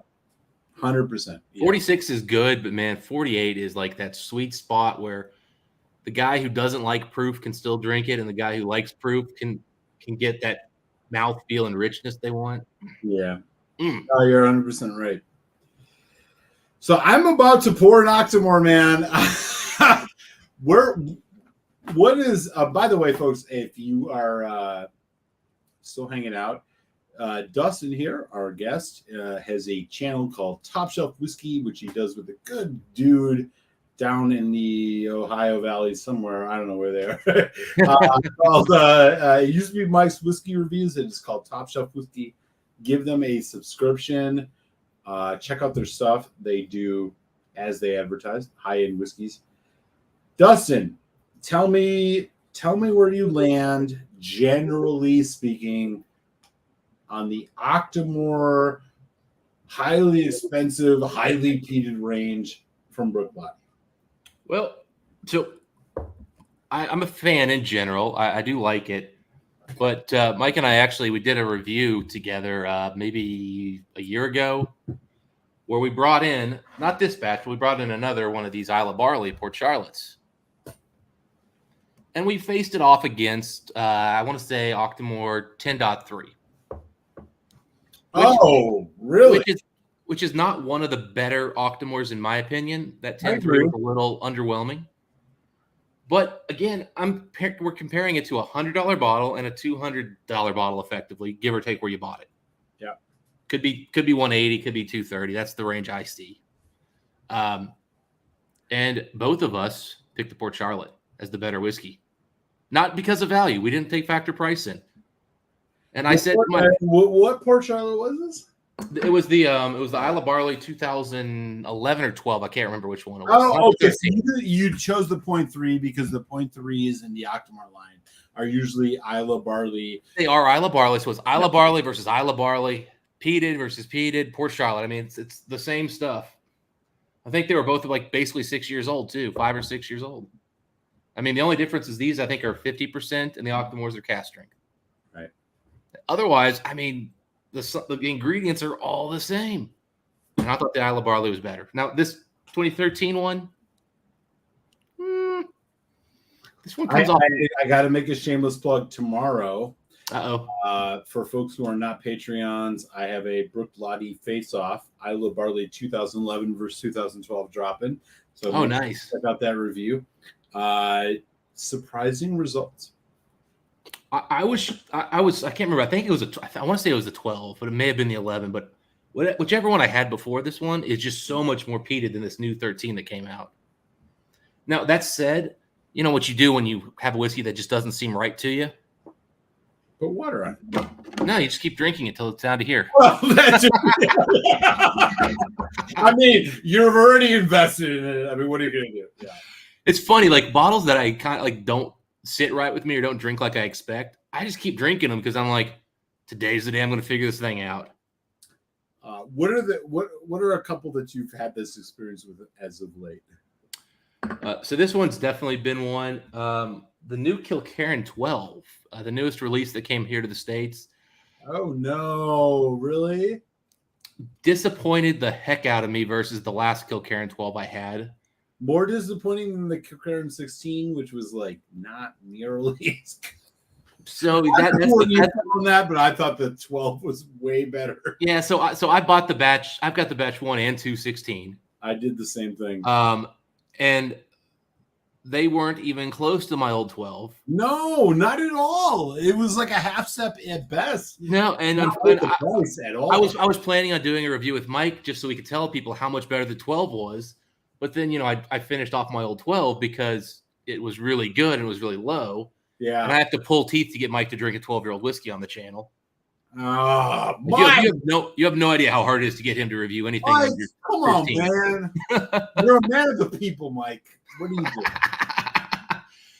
doing? We can only I get like one of those maybe every like 3 times we get together, and maybe unless it's a versus. I mean, I got a Lagavulin 12 2013 that I guarantee you he should drink, and if he doesn't, it's his loss. We actually both just got a bottle of that like in the last 2 weeks or last 2 months. Oh, really? Yeah. Well, then it's pretty good. Yeah. In fact, we actually just reviewed it just to like put out a review, which by the way, it turns out no one gives a damn about old bottles. They should. Man, yeah. Lagavulin 12 2013 is magic. It's magic, basically. Have you had the newest release? I've not. The newest release I've had of the Lagavulin 12s is the 2019. And I know, hang on. I know everybody hated it. I thought it was really good. And I had the 2018 and the 17. I thought it was really good. I've not had the 20 or the 21. The price, unfortunately, has gotten a little excessive. Fucking $150 for the 12 cast strength. I'm a little much. Yeah, I absolutely fell in love with the 2021. Bought a couple. Okay, good. That's good. If you like, 2020 was the 2019 was also really good. I don't know why people hated on it so much. Maybe because it was such a departure. It tasted much younger than they usually taste. It had less cask influence than they generally get, which is never much. Okay.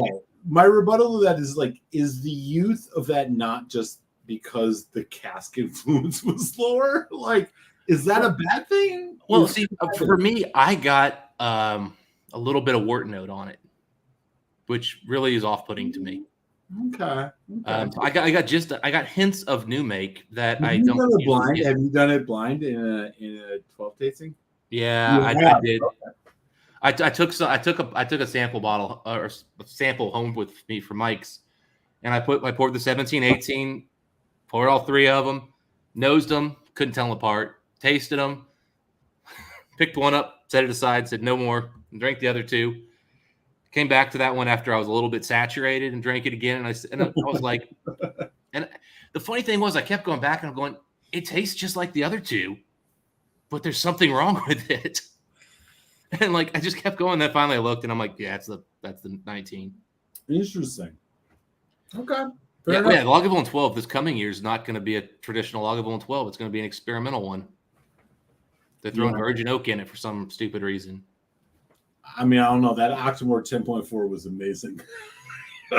I have not been able to scrounge the funds again to buy an entire bottle, but I did a tasting of it, and I was like, the Octomore 10.4 was a 3-year-old virgin oak, and it was so good. It was so good.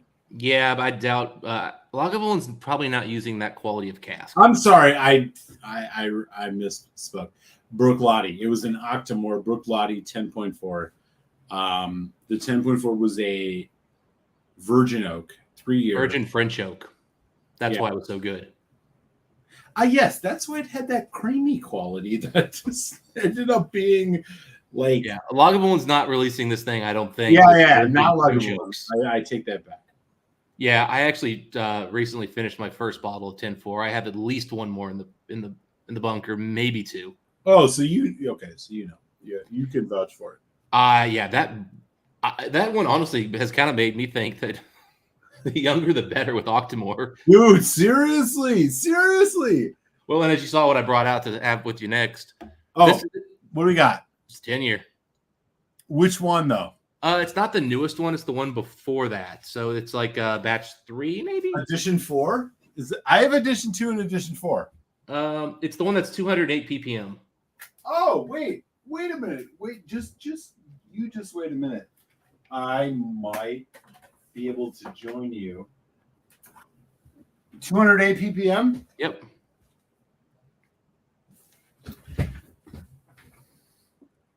I got it right here. Nice. This is the edition 4, I believe. Okay, Octomore. Yeah, I know they've had one edition since this one that I. I haven't been able to find it. Whiskey World had it, but I don't know if they still do. I will gladly join you. It's a good one, man. It is a good one, dude. So is the edition 2. But it's not year-old edition 2. But it's not what you hope for from a 10-year-old expression of, like, you're thinking, oh, it's going to be like that next level. It's not. I think the thing about it, Dustin, is, and this is what I thought when I drank it. It's like, you know, if you sat down with 3 Lafroigs, you have the youngest you're going to probably have is like a 10-year or an NAS, and then it's like, you know, a 15 and an 18. Like, the thing about the Octomores is this is, you know, like this one is a 10-year-old, right? Yeah. Like it's young. It's younger than the way an Ardbeg 10 shows itself. Like it shows itself in such a like younger, more visceral way. And I think that's the blessing and the curse of the Octomore. Like we were just talking about like the 3-year-old. Like I agree with you, man. I went to a blind whiskey tasting and had the Octomore 10.4 Virgin Oak 3-year-old, and I was like, holy shit. So like this is tame by comparison, but it's still like way punchier than any other 10-year-old like Isla whiskey that you're probably going to get your hands on. I mean, now there's only been one release ever of it, and neither of us have had it. I'll put, you know, all the money in the world on that one. But Ardbeg did do a 10-year cast strength. I bet you that would be phenomenal. Why don't they follow Lafroig's lead on the Carchus line and start putting out cast strength versions of their core range, as opposed to like always these one-off hardcore bullshit? Because they don't even want to release those. Their special releases of cast strength anymore. They're putting them at lower proofs too. It's ridiculous. Like, don't tell me that NAS stuff they just put out at 52% is cast strength. It isn't. Well, I agree with you that it's not a cast strength, and I don't know that this is at cast strength. These are. They'll tell you on their website, if not on the bottle. Whereas it doesn't say so on the bottle. I know that. Yeah, I'm pretty confident they do state it on their website that they're cast strength, but I could be wrong. But I mean, like in a certain way, it's irrelevant, right? I mean, what we're about to taste here, I mean, just to give everybody the tail of the tape. This is an Octomore. This is 10-year-old Octomore. So this is like double the age of most of the Octomore releases. This is bottled at, whatever you want to say about ppms, and maybe we can get into at 208, whatever. That's different system. Who cares? That's 4 to 5 times higher than an Ardbeg 10. Whether or not you can taste all of that is debatable. But this is not, it says right here on the bottle, non-chill filtered, natural color, 54.3% ABV. At 10 years old, if this ain't cast strength, how much fucking water are they put in this, Not much. 54 is a little low for a 10, but not for Octomores and stuff, or Port Charlottes and other things, because no, not all. The Port Charlotte 10s, most of them are lower, but we know they're watering them. Yeah, I don't think they put these in at super high. They don't. I think the barrel entry point, what I'm saying, is not super high on these. So, what's up, Alpha Crown? Nice to see you in the house. Yeah, we're gonna do an impromptu tasting of this. Dustin, if you can give me just a minute, I'm going to go take a quig, and then let's taste the stock more. Cool. I'll talk with the chat. Yeah, thank you, man. All right, guys. Now that Eric's gone, let's talk about him. Yeah, no, you're right, Alpha. If Ardbeg made a 10 cast strength again, they would charge a lot. Apparently, they did a one-off 900 bottle release in Japan years ago. So that's the only time I've ever heard of there being a 10-year cast strength. And then congrats on somebody said they won a lottery from those Kilcairn 8s. Not my jam personally, but if you got a hold of it, man, awesome.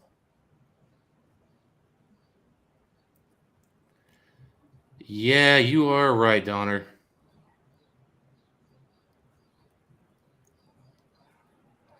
And you're right. Yeah, when you've got a bunch of idiots chasing every bottle of Ardbeg, we're at the mercy of their marketing.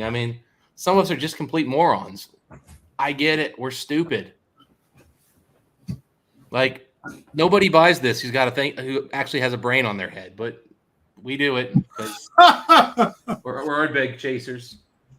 You're an Ardbeg chaser? I didn't know you were. I was. I honestly, after Black, I've really pulled back my buying of their stuff. That Black committee release was good. Are you kidding? I did not care for it. Shit, it had no finish.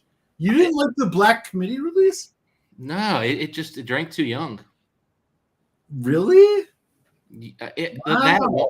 Those wine casks were just, they added weird notes. It tasted too young. I did not enjoy it. I know Stephen Connor and I have talked about it with Telex. Connor agrees with me. Telex agrees with you. So, well, Telex and I did a comparison of I thought the committee release was really good. In terms of having a different type of wine cask, a different kind of cask approach to a heavily peated whiskey like Ardbeg, I thought it hit. It missed demonstrably in the fucking limited release, which had no finish at all. It was so embarrassing bad. I think Telex and I did shows. I don't even think I gave it. I wonder if there was just batch variation. I don't think so. Those are all kind of one-shot deals. But they make a lot of it. But the limited release was so bad. It had no finish. So I would agree with you on that. It was like a 2 out of 5, if that, for me. I had the committee release. I did not care for it. I actually ended up, by mistake, leaving the bottle at my old apartment when I moved. So who said as mistake? Fair enough, man. How would you compare it? I'm still mad I missed out on. I left my Supernova there. That kind of hurt. Okay, that's a mistake. Yeah. I left a full bottle, almost untouched drum committee release. Well, about half a bottle of the Black committee release. Those two I didn't care about, but that Supernova, it still hurts. I really wanted more of that Supernova. Yeah, that was the last. That's the last really good Ardbeg I had. Just out of curiosity, what did you think of the? I'm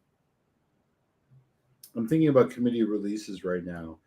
The not the drum. The drum was terrible.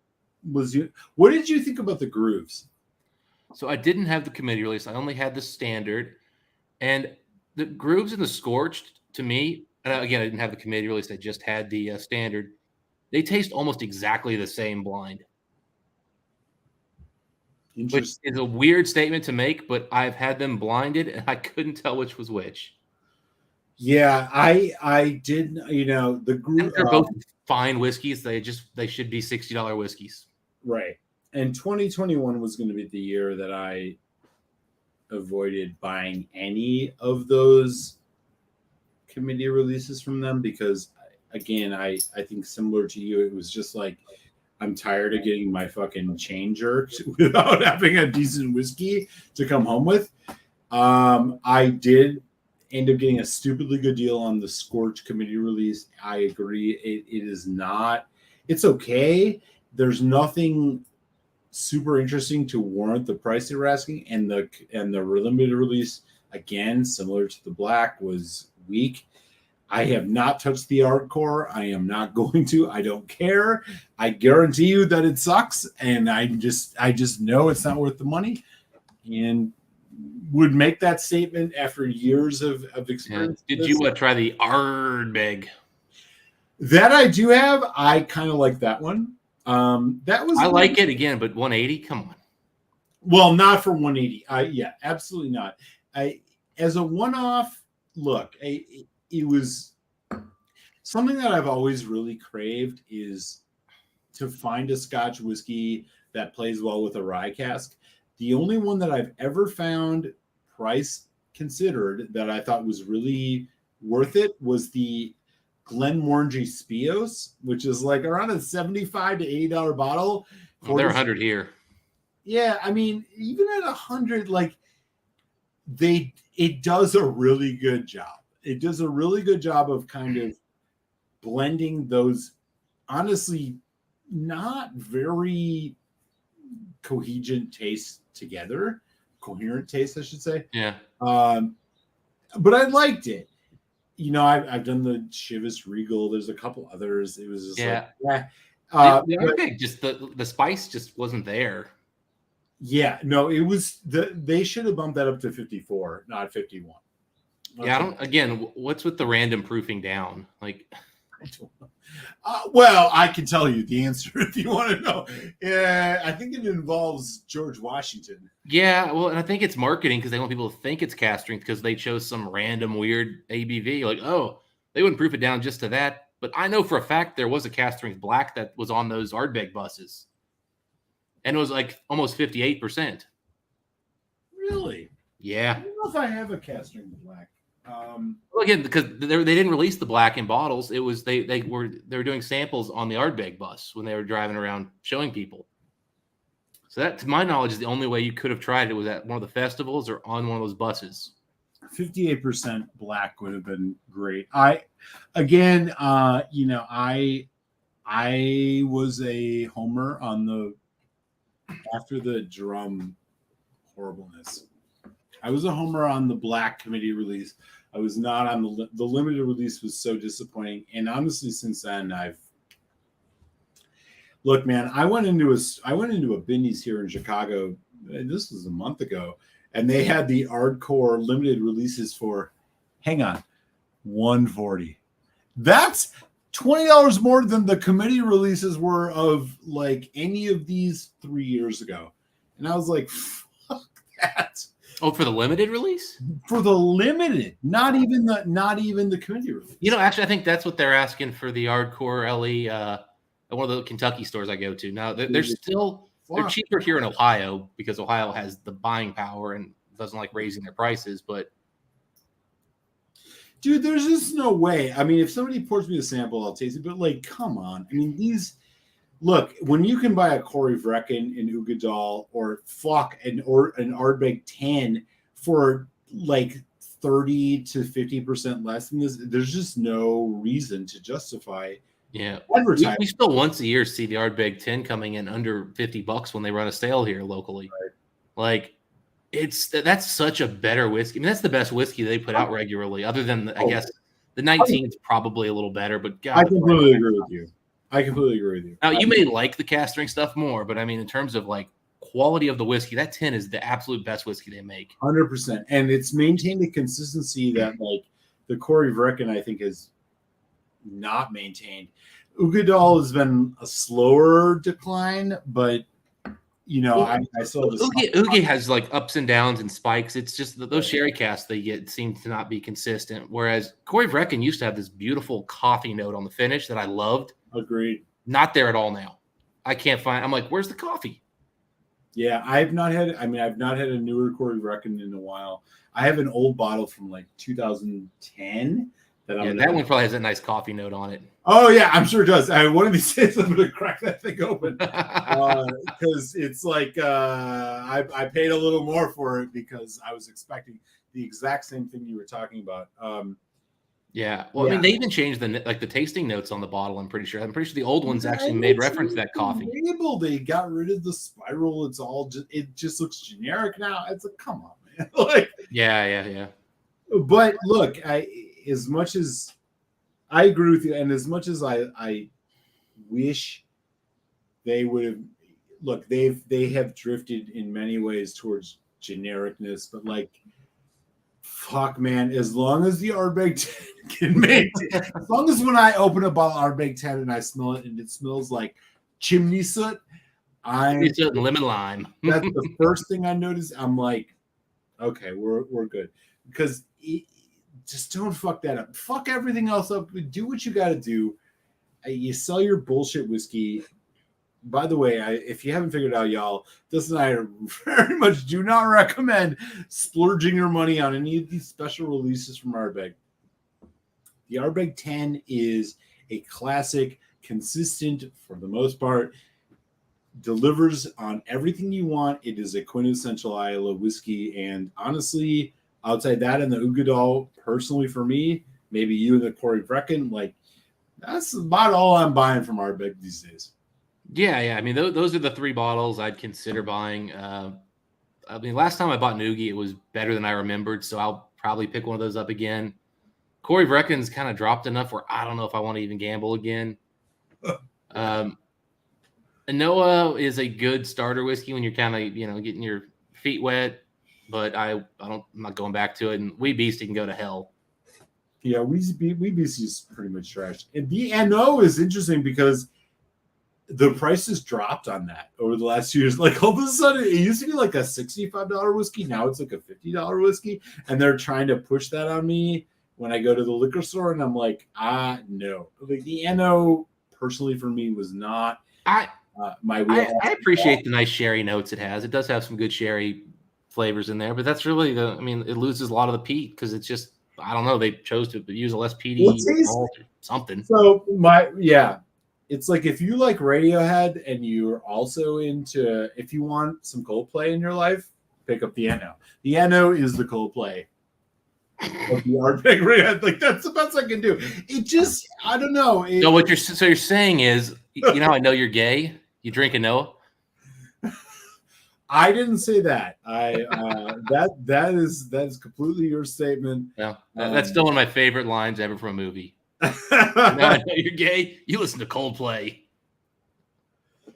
Yeah, I mean Coldplay is bad objectively. I would hate to. I'm sorry to be contradictory to anybody who's got opinions about this, but yeah, let's be real. All right. That said, I'm not actually calling anybody gay for that because I give zero crap about what you do in your bedroom. Yeah, let's pour a little Octomore 10. What do you say? I've been nosing it here for a few minutes, man. Oh, okay. Well, let me get this in the glass. I haven't drinking yet. I'm just nosing it. So, just to give the tale of the tape to the folks here, we got Dustin from Top Shelf Whiskey in the house. He and Mike, formerly Mike's Whiskey Reviews, doing whiskey reviews every week. Do check them out. Take a second, open another browser, give them a sub. Dustin knows his shit, as does Mike. And we are looking at an Octomore. This is a 10-year-old Octomore. It is the 4th edition. This is from the Brooklotti Distillery. It's unchill filtered. It's natural color. It's 54.3% ABV. It's 208 ppms. We can have a discussion about whether or not that matters at all. Personally, for me, don't think it really does. But it's a heavily peated whiskey nonetheless, and it's a 10-year-old at that. And if you've had anything from this line before, you will know that Bruichladdich don't play when it comes to good quality whiskey. Dustin, how is this nose landing with you? Oh man, it's very classic. Octomore. It's kind of just. It's not a very descriptive malt note here. I mean, it's kind of. It's heavy barley. It's got some citrus notes. Beautiful sort of. It's smoky but more earthy, I think, and when you really dig into the back end. And there's a candy note on here. I'm trying to. You're 100% right. I'm in complete agreement with all of your notes on this. I'm trying to get this candy note here. It's almost like Smarties. You ever had Smarties? Oh my god, dude! I was literally going to say Smarties with a hint of lemon drop. I was literally going to say Smarties. It's like that kind of chalky sweet thing. Yeah. I don't mean this in a bad way. I don't want to turn anybody off of it. It's just literally like such a like pure powdery sugar note. Well, and then there's just straight up white powdered sugar at the very end, like with a little bit of like mint, just a hint of mintiness. I agree with you on the mintiness, definitely, yeah, and the powdered sugar. The other thing I would add is I don't know, I get hints of like a slightly like ripe melon note, like kind of attempting to round this out. This is a whiskey that I think is very sprightly. Like it's very all of the notes are very distinct. There's not an overall roundedness, which you would expect, but not necessarily. Maybe with a 10-year-old, you'd think it'd be a little more rounded. But there's definitely a bit of a like kind of melon, vanilla, confectionery, overarching thread through this. Oh yeah, definitely with you. By the way, have you seen how complex this whiskey is in terms of the casking they did, and yet how simple it is? Dude, yeah. Let me just see what's on the bottle. Well, I've got the website up, which has all the details. Lay it out. Yeah, go ahead, lay it out. All right, so we got 15 casks of Scottish barley, matured in first fill ex-American casks, and then they were transferred into a second fill ex-American whiskey cask. Okay, 46 casks of Scottish barley distilled, filled into a first fill ex-American whiskey cask. Then 16 casks of American and virgin oak matured single malt. 20% first fill virgin oak. That was 8 years, combined with 80% first fill ex-American whiskey casks. And then it says aced. I don't know what that means. And second fill virgin oak. So I guess whatever. And then it was all blended. And then this was all transferred into a second fill ex-American cask. So no wine, nothing but oak and bourbon casks, but they did all that. Nobody with like an ADHD made this whiskey, is what we're saying. This is a non-ADHD whiskey. Like, geez. That's a little bit insane. Do you get a little bit of a almost gasoline kind of? I know you said earthy before, but it's something a little almost stronger than that in terms of like the way the peat and smoke come through this. Like there's like a visceral. I get a gasoline almost note from this, and that I like the smell of gasoline. I can't necessarily say I get gasoline, but if you told me this is what a tar pit or like an unrefined oil smelled, I could go with you there. Well put. Actually, you know what? I've actually been near a tar pit before. Actually, this does actually smell like a tar pit. I just remembered that is not me thinking. That wouldn't surprise me. I've been in a road tar crew before, and I'll tell you there's some similarities. Well, let's give it a taste. Yep, absolutely. Come on, Justin. Mm-hmm.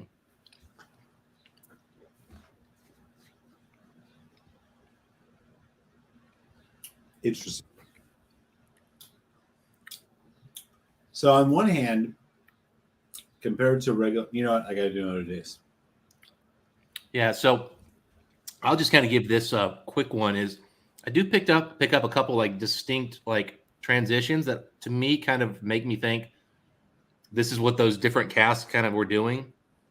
So you get kind of like an interest, and it's a little disjointed. But I'll let you do your tasting notes here. Yeah, go for it. Well, I mean, like, I'm getting that citrus we talked about.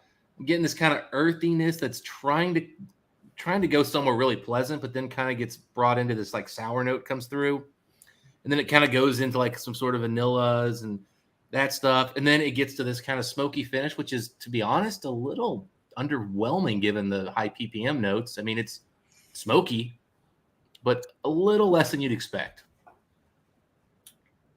Interesting. Yeah. In terms of the peatiness, I notice it more on the palate. Again, this is a bracketed question about whether or not one can taste the level of ppms that they're proclaiming here. I'm not sure that you can. What I notice here is an interesting kind of vanilla parfait thing initially. It is an earthy, dark. It's not enough to be chocolatey. It's a much more rugged note as it develops. The finish, malted milk, slight caramel, slight chocolate. The disjointed for a 10-year-old in this range, I would agree, but I would, and also, but in contrast, it's like the most put together of all of them. I'm thinking $200 whiskey here, but just it's the for the chat. I'm thinking in my head right now. I'll be honest. I'm trying not to do it, but I am thinking price a little bit here because this is a really expensive whiskey. Yeah, I mean, this is around $200. I mean, like, would you throw $200 down for this? The ppm thing should not. I wouldn't buy a backup. I wouldn't either. I mean, on the 100-point scale, this is like in that 86 range, 87, maybe 3.75 on my on the star scale. I think the thing that this misses is a nice bridge from the development into the finish. I think it hits too quick for a 10-year-old in the Octomore range, and then it kind of goes. It just sticks with this. It doesn't give you that extra push. But look, I can see what they're doing here. They're trying to use a nice cask. It's trying to balance vanilla notes, caramel, slight toffee notes with this very rugged, heavily peated, earthy dram.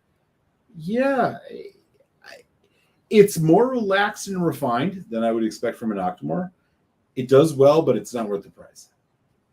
I'm going back, man. The nose is really getting candied and sweet and really showing well. Yeah, but it doesn't show up on the palate. You know what I mean? Well, and that's what I was just going to say is the palate isn't as complex. It isn't as rich. It's I mean, it's good. It's very good, but the nose teases you a bit. That's weird. I see Cohen's comment here, and I don't see Cohen's comment in the actual live chat. That's weird. Did I need to switch to live? I needed to switch to live chat. There you go. Oh, he's not lying. He's not wrong about that. Well, no, it's like, you have top chat and then you switch over to live chat. Yeah. No, normally a chat as small as this where you have 6 people, you don't need to do that. But apparently I needed to do that to see that note going. Mike B says, he's talking about the ace. Yeah, Alpha Crown.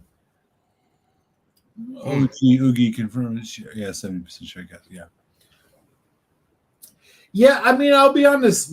I don't think that for me, this one isn't as interesting as some of the 0.3 Isla barleys. That Agree. The sweetness kind of the Isla barleys with their variation intact tends to round it out a little bit more. This one's a bit more raw, which is contradictory for the double to age statement that you normally get. Yeah. It's just not. I enjoy it, but I wouldn't say go spend $225 on this. It's just not going to. I mean, you could get a 0.1 that I think will give you more of what you're looking for if you're in the market for an Octomore, anyways. And not this one. I just think misses a little bit on the complexity that you expect from 10 years old. Let's all take a moment of silence for Donner and his Aaron 21. Oh shit. I'll raise a glass to that. That is a beautiful whiskey. It took me a while to appreciate it. I at first thought it was overpriced, mediocre whiskey. And then I gave it a little more time, and I really understood what Yeah, that was. for me, it was like everything happens on the back end of that. Like the initial, you were like, yeah. Well, once I acclimated to it, because the problem was I got that in the 18, then like at the same time, and the 18's like all up front, punching you with that beautiful sherry and like Aaron malt. And then, at that point, like the 21 seemed like, oh, it's dull, it's boring. But once I kind of stepped away from the 18, came back, really got it, that 21 is a really beautifully well done whiskey. Agreed. Got to give him credit. Got to give him credit for that. I love the nose on this, despite like its somewhat simplicity. I love the nose on this. There's something about that sweetness in here with that smoke that it's magical. It's like this beautiful like candy thing that would be too sweet and almost unpleasant, but because they have that nice like smoke with it, it's perfect. Yep. Unfortunately, it doesn't. I don't know. I mean, does it? I mean, it's good. Does it not deliver on what it's trying to do? I don't know. I mean, maybe it gets a little bit denser and a little bit more earthy than you'd expect, but it kind of delivers on what it is. It's just a question of whether or not this is like, a $200 whiskey. I don't know. I mean, the problem is, to me, it's not better than a .3, which well, it's definitely better than a .3. Maybe not better than a .1. Which, there's been a few .1s that I had that were duds, and I've had a few that were stunners. So, I mean, oh man, Sauternes finish, was that the 9.3, Mike? I think it's the 9.2. I actually have it. Okay, I know the 9.3 used a little bit of a white wine, not much. So the 9.2. The 2s are always heavier wine notes. So I have the 9.2 and the 10.2. The 10.2 is the Bordeaux. The 9.2 is the Sauternes. Yeah, Donner, I think I paid like $180 for my Aaron 21, and I had no complaint about that. No, I wouldn't either. I tell you what, so Mike and I, we just put out a review yesterday of one of those limited release Aaron 21s they put out. Oh, really? Oh my God. Unless you hate port, buy it. You hate port. I actually have, it's not 21. So when I was in Paris, I got a private cask from La Maison du Whiskey. It's I think an 11 year. It's those heavy wine cask ones they released a while back. Yeah. Yeah. Oh no, this is all Sherry Hogshead. Yeah, I'm really looking for it. I haven't cracked it yet. I got a Ben Riach from them that I'm quite excited to open. Yeah, this isn't one of those like single casks. This is just kind of like a limited release kind of thing. Oh, interesting. And it was about, I think Keith was with us, and he spent maybe $300 on his bottle. So it's a big increase in price from the regular 21, but it is cask strength. And so, it was 50.4. I assume cask strength. Maybe it wasn't. It's not my bottle. I didn't research it as much, but man, I've had it twice now with Keith, and I poured seconds every time. Really? Oh, dude, yeah. And let me tell you, when Mike and I get together, there's no need to ever pour seconds unless it's epic. Yeah, man, the oldest Aaron that I've had was the 21, but the port. What was the other one they did with port? And they did a bunch of like NAS, like they had not the bodega, but there was another one, and it was like in their older realm with port that I thought was really impressive. Gotcha. And I've been looking. I haven't had any of those, so. Dude, they're one of those distilleries. I mean, I don't know. They've done what needed to happen. I think they broke out. In any possible definition of the term. Like, they've done what they needed to do to get the attention that they deserve. And it's surprising because, for so many distilleries, it's so difficult to, like, especially in the way things are now. I mean, Glen Aleck's always been one of those that's kind of, breaking out, but they're hit or miss. Like, Aaron seems to be one of the bigger, like, Aaron seems to be ubiquitous in terms of people are just universally in support of. And yeah, I mean, a few generations ago, their age stuff was a little lacking in quality cask Right. But it was a quality malt. You could tell that. But now that they're starting to show some really nice casks and their stuff coming out, it's just wow. I mean, they're killing it. Yep. Have you had the 25 by chance? I'm looking at an empty bottle up just up there. Oh shit. How would you compare it to the 21? Very different. So the 20, right? No. so so basically, my guess is it was they're very tired sherry cask. They aged it for like 20 something years in, and then they poured it into probably a first fill or a much more active sherry cask to finish it, and it definitely gave it some extra spice and some extra oomph. Added a little bit of even like maybe a cinnamon type of spice feel to it.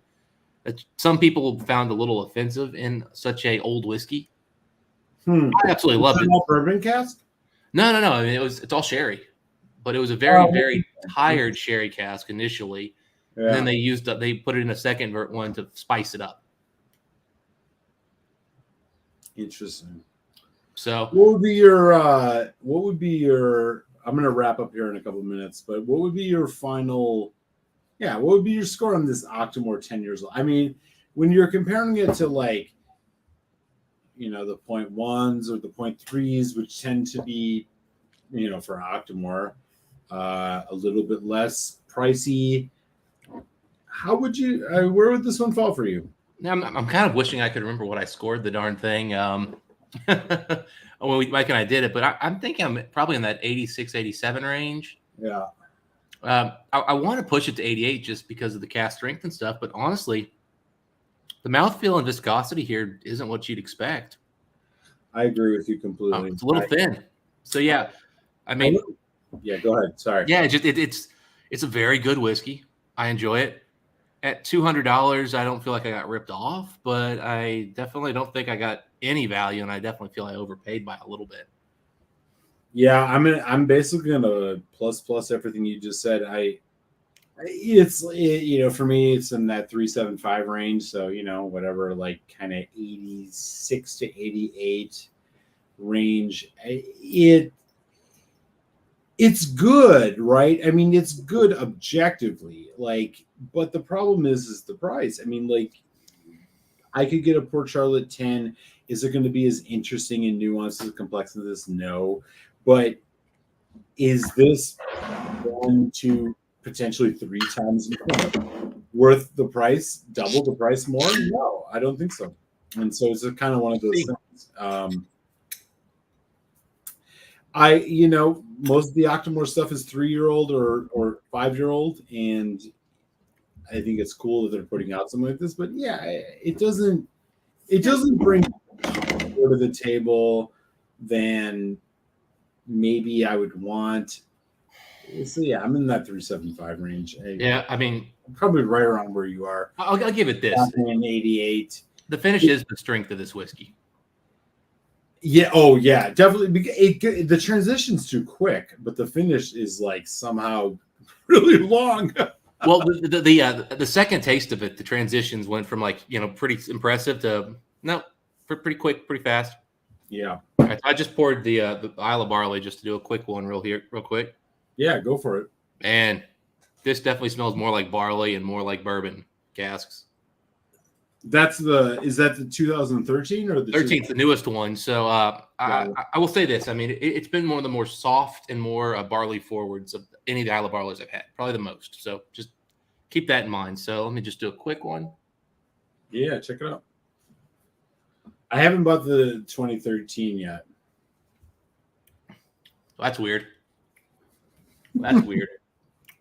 I'm getting peanuts. Is it Jim Beam cask? I know. I think it's the contrast from the citrusiness of this one to the barley forwardness of this one. It's giving me straight peanut shells. Oh, interesting. Wow. I don't know how to compare them right now because I've never gotten that note before. I've said there's a slight nuttiness to this thing, but not ever man, I just took a handful of peanuts. I'm a Texas Roadhouse, man. Yeah, dude. It sounds a little beamish. I mean, it makes Beam seem like it needs to add some peanuts. Wow. Let me go for one more just to try to. Yeah, do it, dude. Do it. Okay. Barley, vanilla, heavy whipping cream. Whipping cream. Comes off more spicy smoke than like wood smoke, like that nice clean wood smoke. Much lower peat. Again, this is the lowest peated one of these I've had. There's a hint of youth in here that starts to offend me and then turns into like lactose and cream, and I kind of like it. Yeah, I take the Octomore over this one pretty easily, but very different. Yeah. What Finish have is you good on had this one. Port Charlotte 12 or 11? So let's see.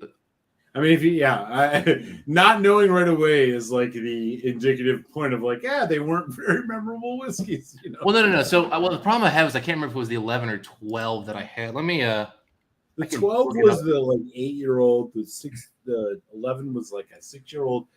Personally, you know. And by the way, folks, review dropping tomorrow will be Brooklotti, Isla Barley 12 versus 11. I definitely had an opinion on this one. But I'd be curious if Dustin knew before we sign off. I'm trying here because I've got a photo of the bottle the last one I had, so that'll tell me if it was 11 or 12. I definitely will tell you. Okay, the last one I had was 12, so that one was much peatier than this one. Yeah, I really enjoyed that bottle. I did not have the 11. I think I had the last one I had before that was like a 9. I didn't see them for a while. Like they just kind of came and then kind of went, and I just sort of just didn't jump on them. That 12 was a hitter. You get them. I mean, do you find like, you know, whiskeys like this, which is like, you know, not your average daily Scotch drinkers whiskey, you know, I mean, I'm sure